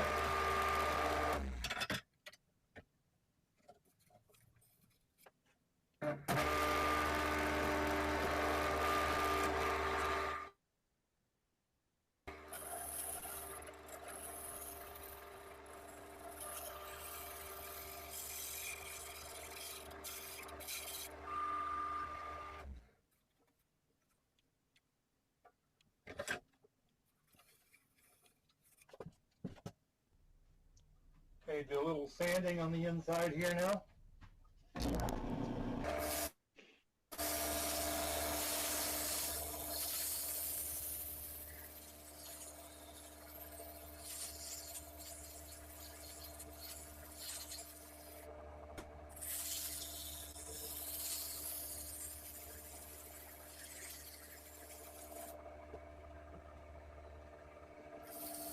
And remember, I'm playing this video twice speed is what it's supposed to be. I'm only sanding with the lathe running about 300 RPM.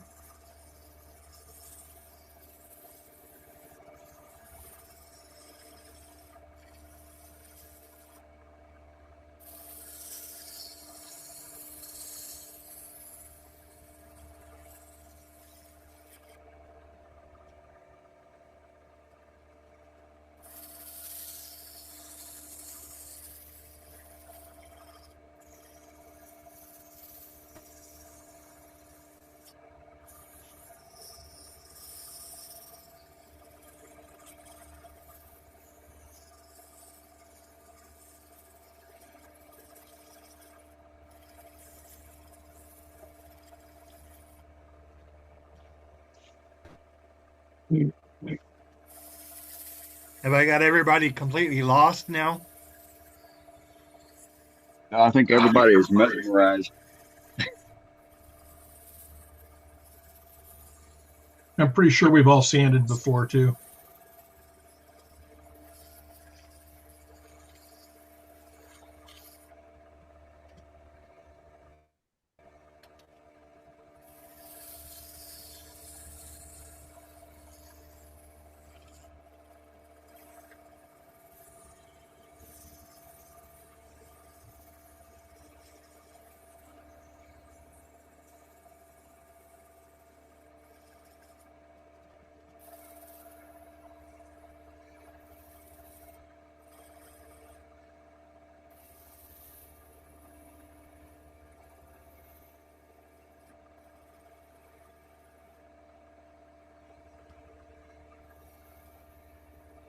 So I sanded to 400.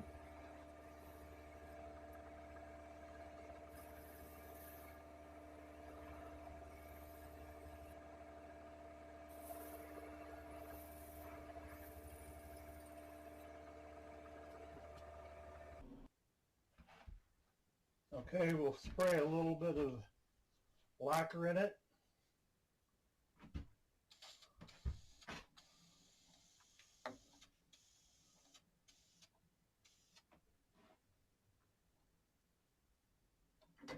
Makes it come alive. Wow, that's pretty.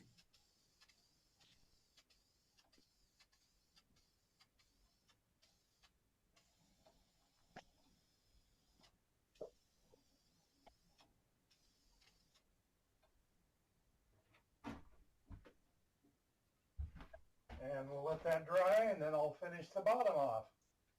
Okay, now we need to take off what we don't need on the bottom.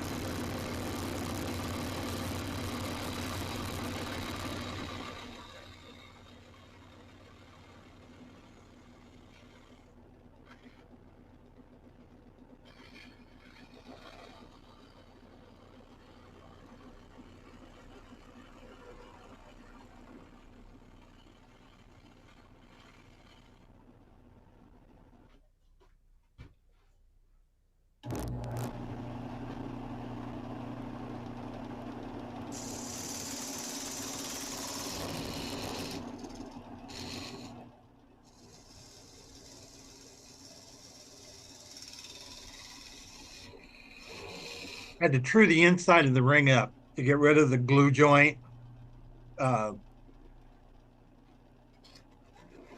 Make it look more uniform.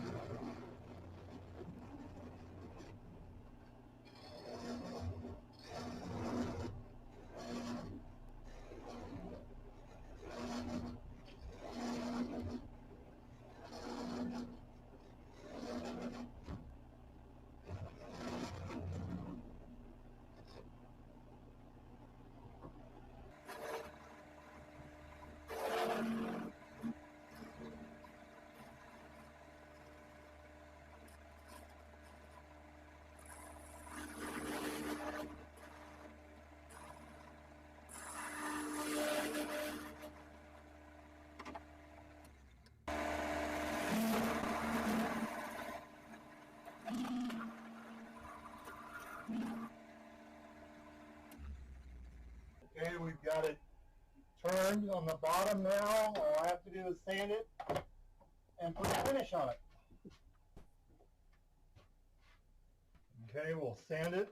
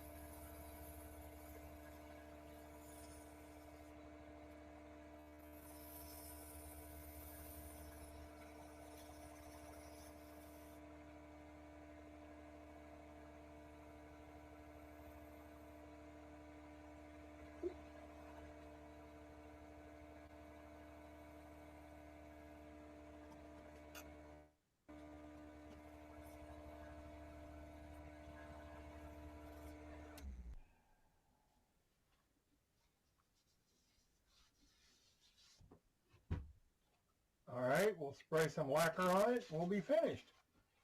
Look at that.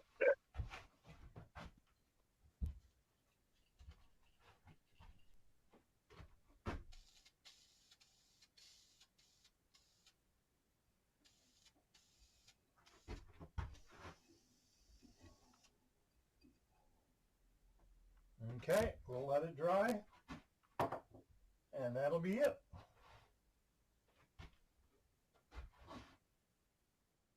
All right, that was it. Great How demo. about that? How about that? So we have, Very nice. Great. so we have a That question. was inspiring. That was inspiring. Very much. I was glued to the screen watching glue dry. So So one of the questions we wanted to come back to was what thickness and angle you need. How do you figure out what thickness and angle for a specific size? So I I don't know, guess, I you just know, do it. I mean, there's no angle control to it. I cut the wedges at, like I say, 4.5 degrees because that's what was our instructor told us. Right. yeah. Right. Oh, That part we got. So when And you then but so every time you moved your next cut, you on the table saw, it was a quarter inch in, quarter inch in, quarter inch in. Is that what you're saying? pretty much so, That yeah. was my question. Okay. but my Okay. question for you is, did you flip the wood? Yes, you flip it. That was That's my where I made the mistake because I didn't have the pieces. If you look, one strip yeah, of walnut is is different narrow. than the other. Right. So that's why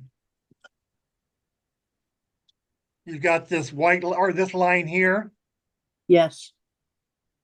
Okay. Those are the 4 wrong pieces. So Only you know that. Makes a great feature. Right. Only you know that, Roger. How do you get 4 wrong pieces? All the Here's pieces. one I did. One of them that I did in class. This was the first one.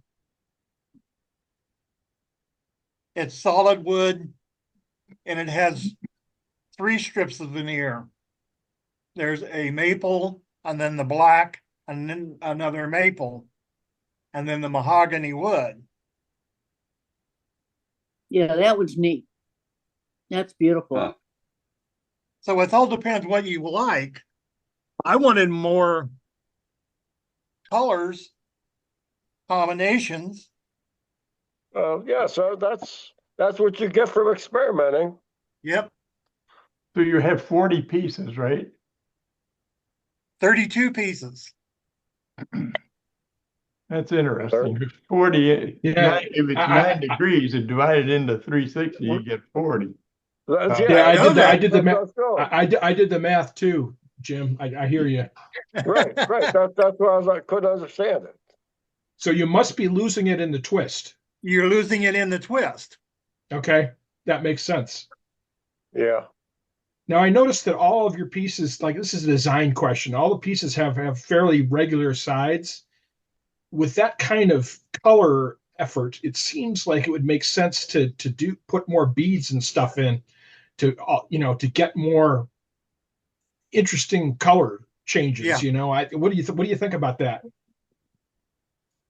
However you want. I mean, when I did the first one, I just did it with black veneer. It was all Yeah. maple with black veneer. And the instructor says, "What are you doing?" I said, "I want something different." So then I did that one, and I don't have that bowl anymore. It was actually given away as a gift. So then I did this one, and he said he sort of liked it because it was, real uniform. So So I thought, was time you guys learned to do something like this. Right? And if anybody Interesting. wants Interesting. printed Interesting. I'm assuming that you'll PDF that and send it to Dave for the website. Yeah, it's already. It's already on. Already on the Awesome. website. Awesome. Awesome. Hey, Roger, Yes. the wedge that you put in the top of the bowl when you was gonna let the epoxy dry. Yeah. I'm hoping I'm asking the right question, but the further you screw that nut down and the further that you push that wedge down in the bowl would actually make it a wider bowl, correct? That's correct. Okay. Now, did you have a wedge as an opposite cone in the base? Yes. Okay.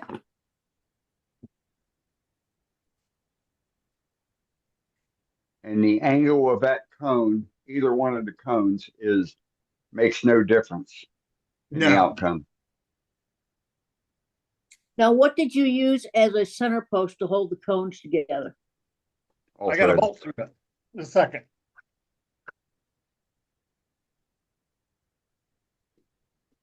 Okay, here's my starting jig. Got a bolt comes up. I've got my cone at the bottom. Okay. You slide the piece over with the glue on it, put a clamp around the bottom, and then you use these. I've got different size, bigger. And you stack up how you want it to look, right? Yep. Okay. That's kind of cool. Yeah, very interesting.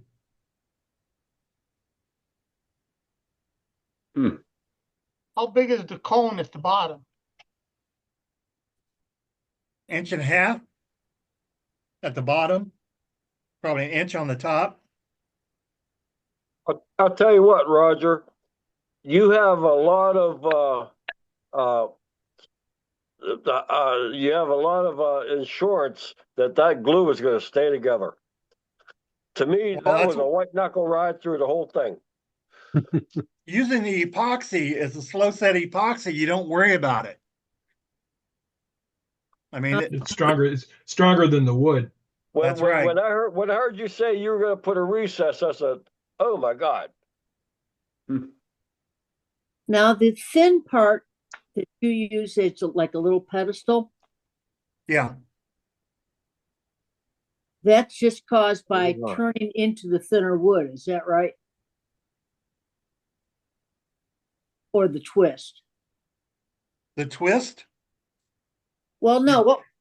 What I'm talking about is, you've got your pedestal in the thin part of your pedestal. Yeah. Is that just caused from turning, or is it caused by twisting? Or is it both? It's both. Okay. All right. I got it. How wide are the strips? Not how thick are they? How wide? These are, this one's 6 inches.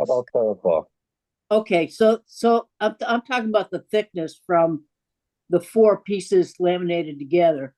Is that always the same? There's 5 pieces laminated. Right. The side pieces laminated the width? together, how wide? So it's 6 by 1/4 by. You can make these whatever size you want them. But that.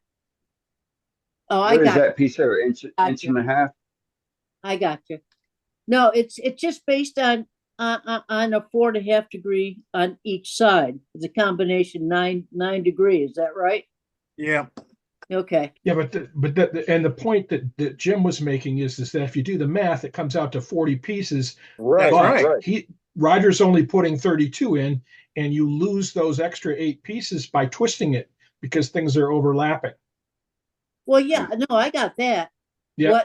What I was saying is that the width of the laminated pieces is based on the thickness on the bottom. Right? Well, like I said, you can make, if you make this wider, Uh-huh. it would be thicker here, and Well- you'd make a larger diameter That's bowl. that's what my question was. Yeah. So You thank make- you. You make that piece thicker so that you can get that concave or that OG effect in the bowl. So you got enough wood Yeah. to make that happen. It's not a known Yeah. factor though. You make the blank and you turn the bowl to the blank, you don't make a blank to fit the size bowl you want. Yeah. No, I understand that, Jim. Thank you. So here's the piece of veneer. Yep. You'd glue it on there. So I've got a bunch of these pieces left over. And I've got a bunch of pieces like this left over. You're gonna mix And them, I've aren't got some of the maple with the black veneer. So I think I'm going to take the pieces and put it together. I'm trying to decide whether I want to do it in thirds or have it in 33 pieces and do one, mix it all the way around. That would be fun. It kind of give you a kind of a checkerboard kind of thing, wouldn't it? Yeah, But it'd be it's different. but it's going to be elongated when you clip through it while turning it. It'll be fascinating, that's for sure. I'm definitely going to watch this again. So anybody that wants the printed directions, email me, Roger Woolon at Yahoo, and I'll send them to you. Very cool. Roger, it was a very lot to think about. enjoyable evening. Very enjoyable. So it was a very enjoyable evening. Thank you very much. Not over, and it's not over yet. Thank you, Roger. Thank you, Roger. Well, I'll tell you what, that was great. Great demo, Roger. Absolutely. I'm trying to find things that aren't normally seen for my demo. You're doing a great job of it. That was one of them. Succeeded. Yep. That is just neat. Now I have to figure out how to steal from you. No problem. Steal all you want. No, I know. I have to figure out how I would do something like that. That was good. If you cut that blank corner to corner and laminate them, you can make instead of flat stripes, you could make stripes at an angle. You'd have a hard time making them come together at the end. No, you could. That'd be really neat. They would progress. Yeah. It would. And it'd be worth doing, and I can see the wheels turning in your head already, Jim. I'm not doing it. Yeah, we'll see.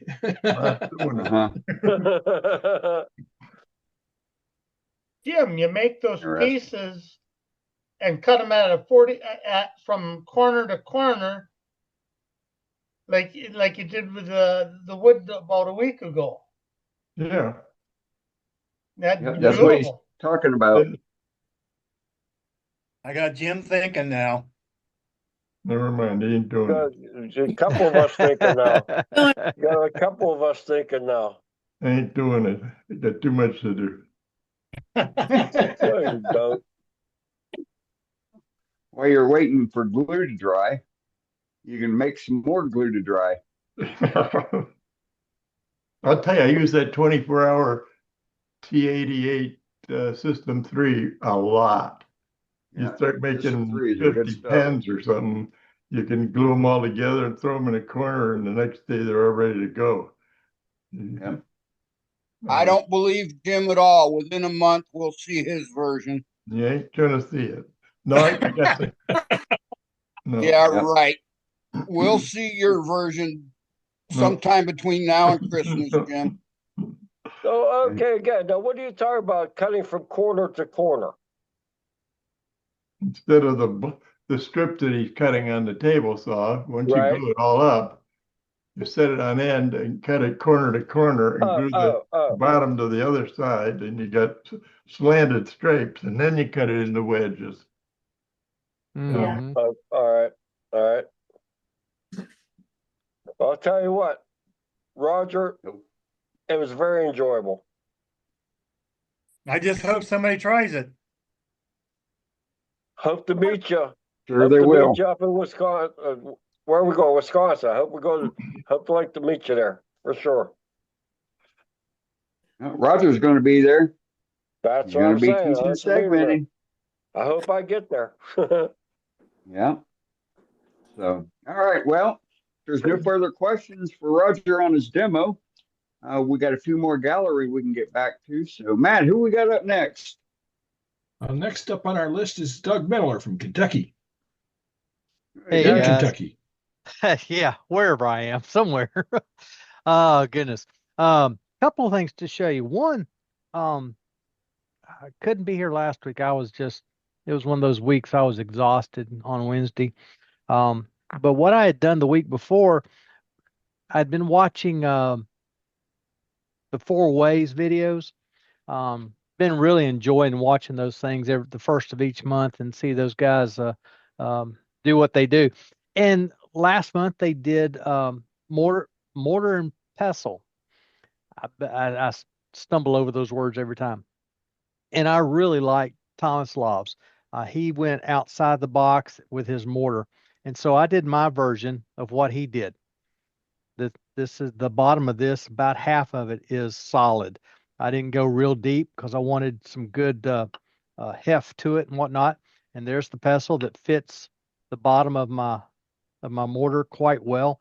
And so showed it to my wife. I thought she'd say, "Oh, that's dumb," but she said, "That's pretty neat." So there it is. What did I use? Maple is maple is what the wood is, or what the mortar is, and the pestle is mesquite. Some of that beautiful yellow that comes through on that. But anyway, that turned out really good, and I really enjoyed doing that.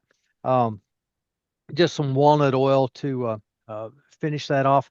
And let me switch cameras real quick, and I'll show you what I did yesterday, which is nothing more than an experiment. A couple of you that saw the demo, you know what this wood is, but you guys who did not see it, take a guess at what that wood is. I'll tell you. It's Eastern red cedar. Wow. It's as red as red can be. But using some translucent colors on here, it colored that cedar really good. This, like I said, this was an experiment in color, kind of like what Matt does a lot of. Just experiment and see what happens. And so I turned that, and I used a really nice blue and this really nice yellow, and that's what the combination is what gave it the green color. The inside is done too. Just I left it a little lighter. It's got mostly yellow and with just some stripes of blue and a little bit of combining. But the reason it's still on the chuck on the lathe here like that, I've still got to do some finish work on it and get the tenon off of it. But in fact, I redid it. This was all sanded back. This big crack here goes end to end, and so I filled it with some epoxy, some not 24-hour epoxy, but 5-minute epoxy with and I got it all mixed up, or got it on my little thing to mix it up, and Ruby talked me into adding just a little spot of acrylic black paint, just kind of on the edge, and mix it in as I needed it. And I took about half of that drop of black paint and made my epoxy black, and it worked tremendously. I thought this won't work. Epoxy and water don't mix. It did, and it worked really well.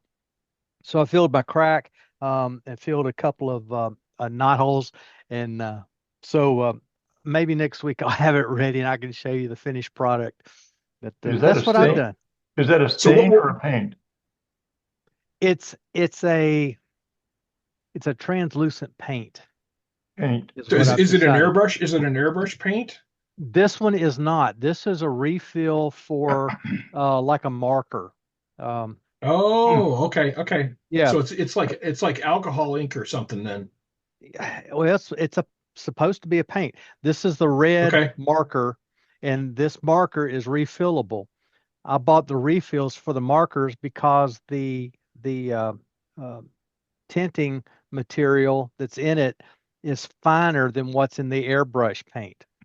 You put Gotcha. you put the airbrush paint in this, and it'll clog up the little tip. This is a So thinner. you then applied it with the marker?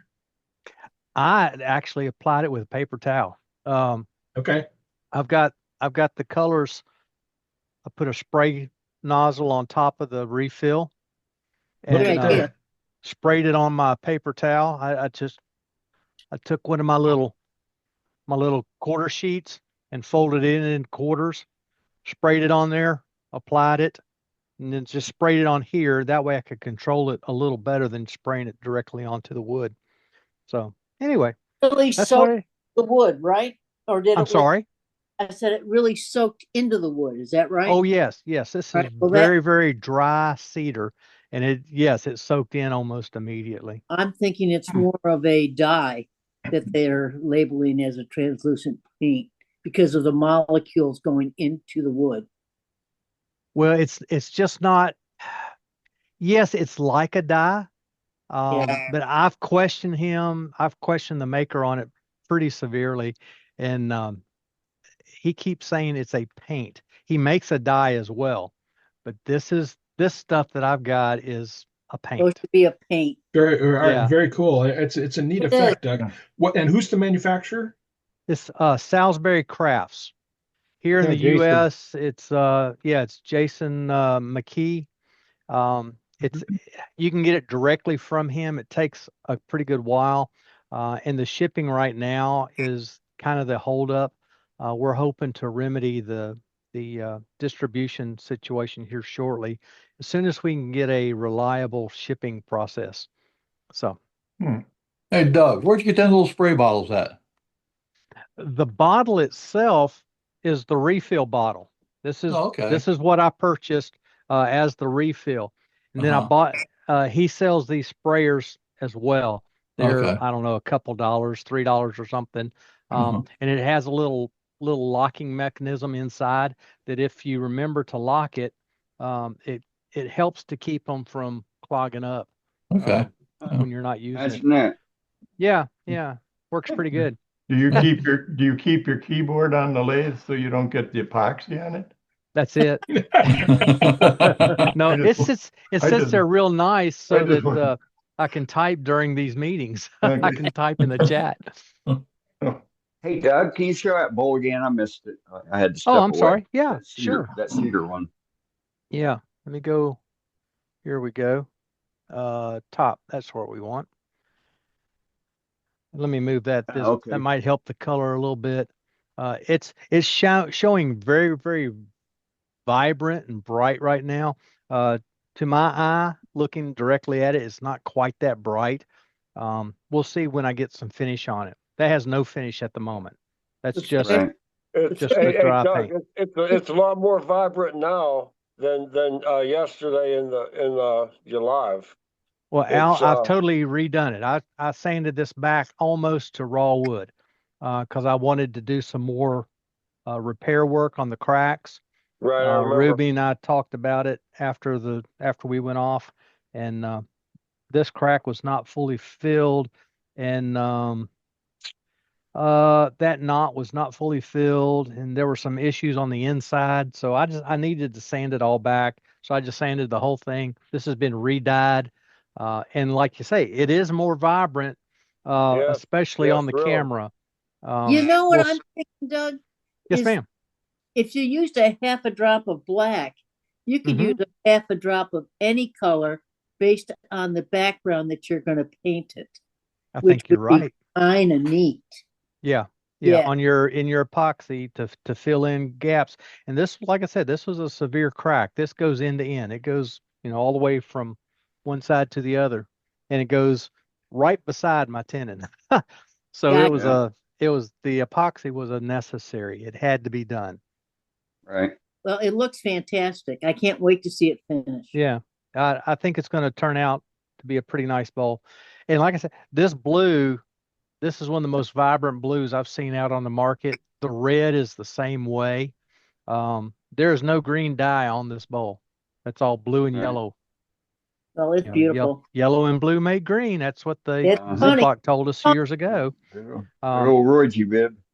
yeah, this is the pith right here, and here's the pith on the other side. And I highlighted those by having a little yellow and a little green or a little blue on it. Same on the inside. And I highlighted the crack by I did the whole thing inside yellow. Well, let's see, I can switch over. And you can see there's that crack. You see the dark stripe. I put just a little bit of blue across there. That's a knot there. And these are the two piths. So I connected them. And I had yellow in there first, then did the blue, and then went back with yellow on another paper towel and really rubbed so that it blended the edges together. So I have no hard edges.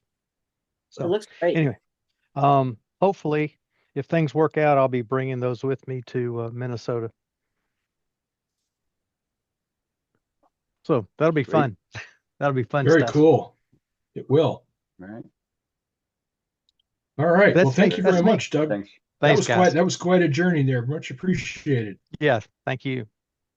All right. So next up on my list is Randy, and Randy's got a picture of something he wants to show us. Last Saturday and Sunday was the Turn for the Troops event at Woodcraft, and we had quite a few people. And let's see, this was the classroom at the local Woodcraft here in Harrisburg, Pennsylvania. We had every lathe being used, and we met a lot of people. And one of the people who was turning actually purchased a lathe. Nice. I don't know if that's a good thing for him or not. That's the 12, 20, 21. Pardon? They use Yes. Yes. That's the same yes. have and it's a great lathe. And, yep, I have one. I have one too. It's a wonderful lathe. Mm-hmm. And those are the lathes used in the store. And so we all turned pens. We made, I believe, count was 43 pens over the 2 days. And we had a good time. The lady there in the blue shirt, she came and her husband was there turning, and they left. And then about an hour and a half later, they came back and turned a couple more pens. So everybody had a great time. We enjoyed ourselves immensely, and it's always a blast. And we had a great time. So that's about it. How many did you guys do? We did 43 pens. Nice. Great. Over the 2 days. That's great. I would like to hear more about your club. I'm in Frederick, Maryland. I'm only about 50 miles south of you. I would like to have come there. That would have been nice. Is that Al? Yeah, Yep. yes. Yeah, I'm sorry, Rand. Yes. Oh, okay. Yes. I'll try to remember to put you on the list to get a notification. But Yeah, all the woodcraft. I would love to pop in there for that one. Eventually, I believe that this is actually a Woodcraft corporate sponsorship. And Right. so all of the Woodcraft stores are encouraged to participate in this. Not all of them do, but a lot of them are encouraged to do that. And so, Yeah, 50 miles around here is nothing. true. Yeah. It's like California. You drive 100 miles to get anywhere. So that was what I did this past week, and I made the pen blanks for the group. I think I made about 80 or 90 sets of pen blanks. Um, I made some cherry ones. I made some maple ones, and I made quite a few from exotic woods. Um, and we had a great time. So that's it for me. All right, very cool. Thank you, Randy. Thanks, Good Randy. work. Great work. Yep, next For the pictures. Next up is sorry, Sue. That's all right. Next up is Jim. Me. Who is me? A couple Would you weeks make ago. one already? Yeah. No. A couple weeks ago, I showed this that I made round rings and square rings. And somebody said it'd be neat if it had a square shaft, so I put a square shaft. Oh my gosh. And you're not going to do that bold. Okay. Jim, how did you do that? You're not putting that right, down. You're not putting that down. Do tell. Explain. Do tell. Explain. I was going to cut it on the table saw, but it's easier with a rasp. I just rasp it. Okay. This done by eye. When first? I mean, you had to go and make the rings first, obviously. Yeah. Yeah. And then how? Right. Just shaping and carving. This was a round shaft. I just so you flattened the carved. size of it, and yeah. Anyway, just for the Got fun. it. If you ever see clever. square rings, you know I really figured out how to do something. But these are round rings. Anyway, I've been making tower tops. I made 3 of these tower tops. Oh, cool. That hang. If it doesn't work, send it to me, Jim. It's okay. Yeah, no. We'll figure it out. And I do flat work too, and I had some drop offs that are what's wrong with this thing? These drop offs were about 6 by 7 pieces of just laminated different colored woods. So I cut them or I just flattened the sides, glued them together, and I stepped them in there and made a bowl out of them. Very cool. So this. How about that? So you wouldn't have any problem cutting diagonally and doing that. No. You can get that vase. You can do that vase. Vase would be any problem at all. Well, I Next do have week. problem. Sometimes I make things keep pushing, Sue. He's thinking about it. I've already got it. A while back, I showed, in fact, in the newsletter, I made a pepper mill. It's it's oval. Right. Uh-huh. So you got five centers on that? Yeah. Yeah, I do. So Okay. this is oval this way, and on this end, it's tapered to oval the other way. Oh, that's cool. That is cool. But I screwed it up. It didn't work because I was thinking it had to run out and then come back into the other one, and it didn't work. But the next one will work. This is made out of 2x4 to see what happens. So I'm kind of glad I made it out of 2x4 and not something really good. But anyway. Great idea, though. And I have been working. We talked before about pencils. This is that pencil. I make a drawing pencil. I can't remember. It was like Pexto or something. These are plastic pencils. I break the shaft and put the works in it. It's gorgeous. Most Was of it Pentel? What? Was it Pentel? Oh, damn. That could be. I think any of I've seen those done with Pentels. Yeah, that's probably it. Yes. You just break the shaft and pull that out apart, and it works beautiful. Okay. A draftsman when he holds the pen, as he pulls it along, rolls it in his fingers. Yeah. To keep it sharp. Yeah. So this this has an indent here, so it fits your finger.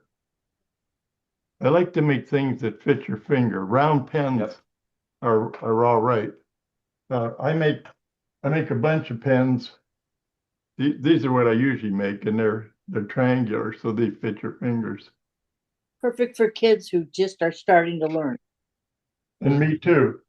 I Or just folks made, with I just folks with made, arthritis. I just made 26 of them. Wow. I probably make 200 a year of these things. My least favorite thing to turn, believe me.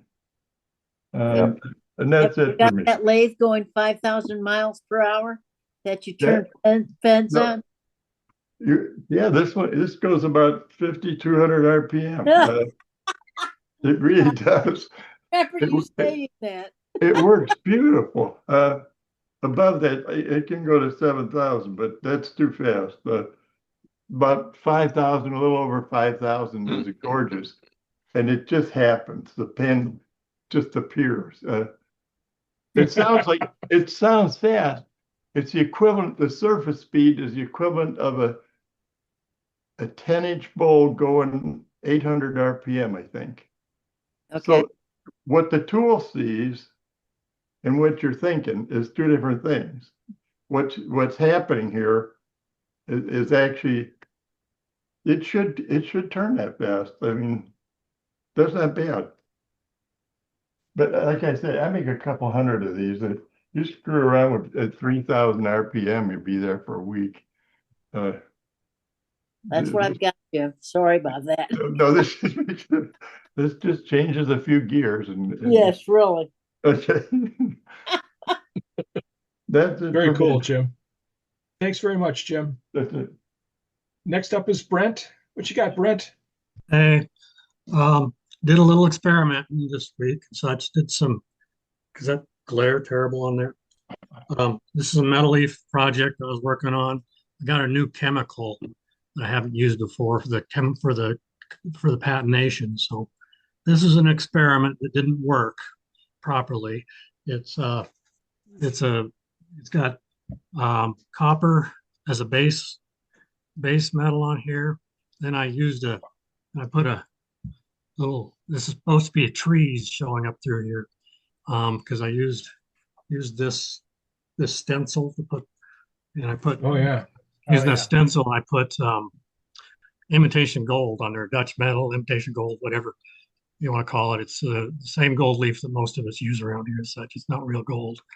And then patinated it. But I used a new chemical I haven't used on this, thinking that trees would come out a lot sharper, but they didn't really and such. But this was kind of It's still very, very pretty. Yeah, it's a cool idea. It's a cool idea. It's just not enough contrast for the trees to show, I guess. Yeah, very nice. I use on the copper I used sulfurated potash to patinate it with, and then used the imitation silver, which is actually just aluminum, because it doesn't react with anything. It's not reactive. Have you thought about the patination for Verde to turn it green instead of silver? Wouldn't be that difficult to do. Exactly, and we use that in stained glass a lot, so Yeah. you have to think about that. But yeah, I'd use it I like it. to get it green. Sulfuric acid will give it green, won't it? There's a lot of things that give it green. There's a lot of Yeah. This what I put on the copper here is sulfurated potash, and a very, very light, very mixture of that will go green on copper. You got to mess around with the concentrations of the chemicals. The chemical I used on the gold leaf was the new one I got is sodium sulfate used on there. I've never used that before. It comes up with some really beautiful purples and magentas on here and such, but I've discovered it's fairly tricky to work with because most chemicals, you put them on here and you can pat them dry and they'll stop the reaction. That stuff won't stop until you got to pat it dry and then wash it with water and then then blow it dry real fast, or it keeps on turning and such. So it's a little tricky of a process to work on that sulfurated, or the, what do I say? Sodium sulfate and such. But anyhow, we'll be playing with some of this. Yeah, great idea. Play and Lots it of looks great. potential. Yeah, And it's we'll, potential. we'll be seeing something similar to this up at Level Up by Brent. Yeah, we're going to be working on this. We're not going to do anything this complicated because this takes a lot of time. But we'll get the process a little bit and such. So right. Yeah. Well, Okay. Cool. Good. Moving along. Very cool. Thank you, Brent. Thanks, Brent. Next up is Howard. Roll Tide. Hey. I got a little vase here. Oh, goodness. Look at that. Little vase. Made out of cherry. And it's a 2 parts. The base is 1 part and the top part is another part. So it's a segmented piece. It's segmented. This with this. Yeah, 2 segments. Works for me. That's a beautiful piece, Howard. That's lovely. Surprised you haven't. Lovely, Howard. How deep is that? How deep is that? Do what? I said, how deep is that? About to the elbow. Not that deep. About 14 inches. I like it. It's about 16 inches high. Okay, so you had your indexing and you indexed all that with a router. Use a router, right? Yes. Right. Yes. I don't know. Can't see down in it, but anyway, there is a bottom there. Okay. So anyway, it's finishing all. How many M&Ms? How many M&Ms will that hold? A whole case. And it's not M&M, it's Skittles. Skittles. Get some interesting reactions when you mix the two. Especially put cocoa down. Yeah.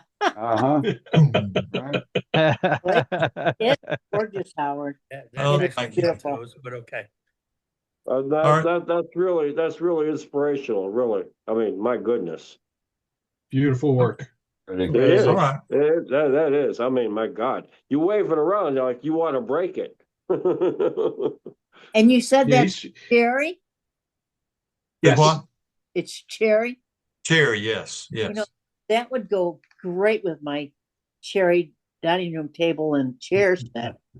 It might be cherry. Think about it. Yeah, that would look good on my cherry piano. Yeah. It may be too big. Too big. It's too big. My table. It's available for a phenomenal price. I ain't never seen a piece of cherry that big. That's gorgeous. It's gorgeous. I got some that big in my backyard right now, Joaquin. Really? Yeah.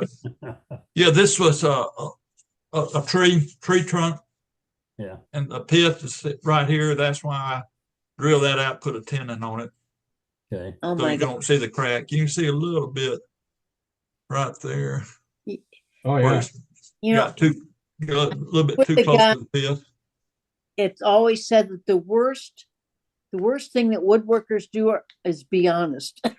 Well, and they tell everybody where their cracks are and all that. But it's gorgeous. Oh, well, forget about it. There's no crack there.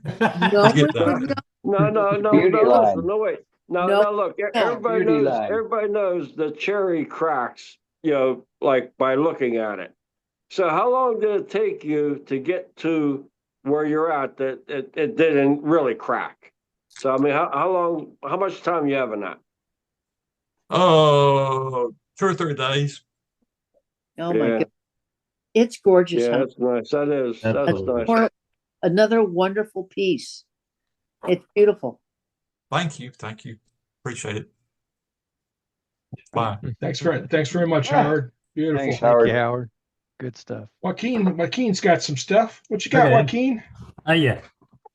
Let's see what this is. I had this Facebook. Y'all probably a lot of you seen it on Facebook. That's dedicated to the Canadians. They're walnut. It's beautiful. Well, every year in the fall, my wife puts that wants something for Halloween, Thanksgiving, and such. So I'd made her this. It's walnut. I forget who asked me, "Oh, you're gonna make a maple one?"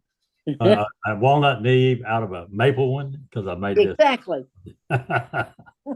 Yeah. I got another one cut out there. I want to cut it out to a point, and then I want to start carving it where the leaves are more crooked, like a dried one. Oh, that'd be nice. Yeah. But and that's then she always pulls this out during Halloween, a little pumpkin. It's made out of mesquite, a little pumpkin box. And I made this a long time ago. I think I could do something more real than what this is, but it represents a pumpkin. No, that's a really pretty. That's pretty. That's Well, pretty. thank you. Yeah. That's pretty. And this morning when I got up, I wanted a soft boiled egg. And I remembered, well, what am I going to put it in? This is an egg holder that John Jordan challenged us to do when we were doing vendor showcase on Cindy Drosel. And it was just great memories to be able to fix me a soft boiled egg and eat it, and the story behind it and how it all come about. Otherwise, I wouldn't have it if it hadn't been for John Jordan's challenge. And so it's cool. You know, the younger people don't realize about the egg things that we would get to do our hard boiled or soft boiled eggs. Yeah. I mean, I grew up, my mother making them. So. Yeah, exactly. I just had a hunger for it this morning. Yeah. I thought I was going to have to eat it on the saucer. Oh, yeah, I made one. Exactly. But let me show you one more then.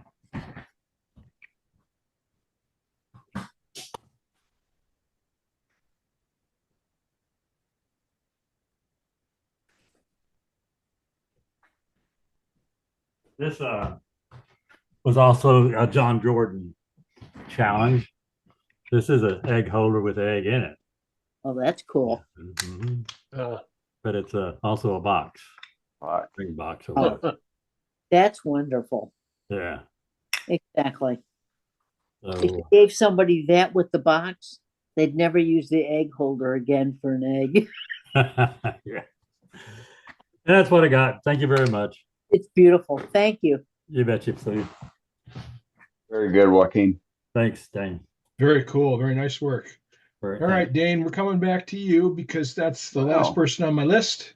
So how about that? Perfect timing. Yeah, we've timed it perfectly tonight. Top of the hour, and so we've had quite the meeting for this evening. Great demo, whole heck of a lot of good gallery items. So if you showed your gallery item tonight, make sure you email a photo to the editor at worldwidewoodturners.org email address. We'll get you in the newsletter.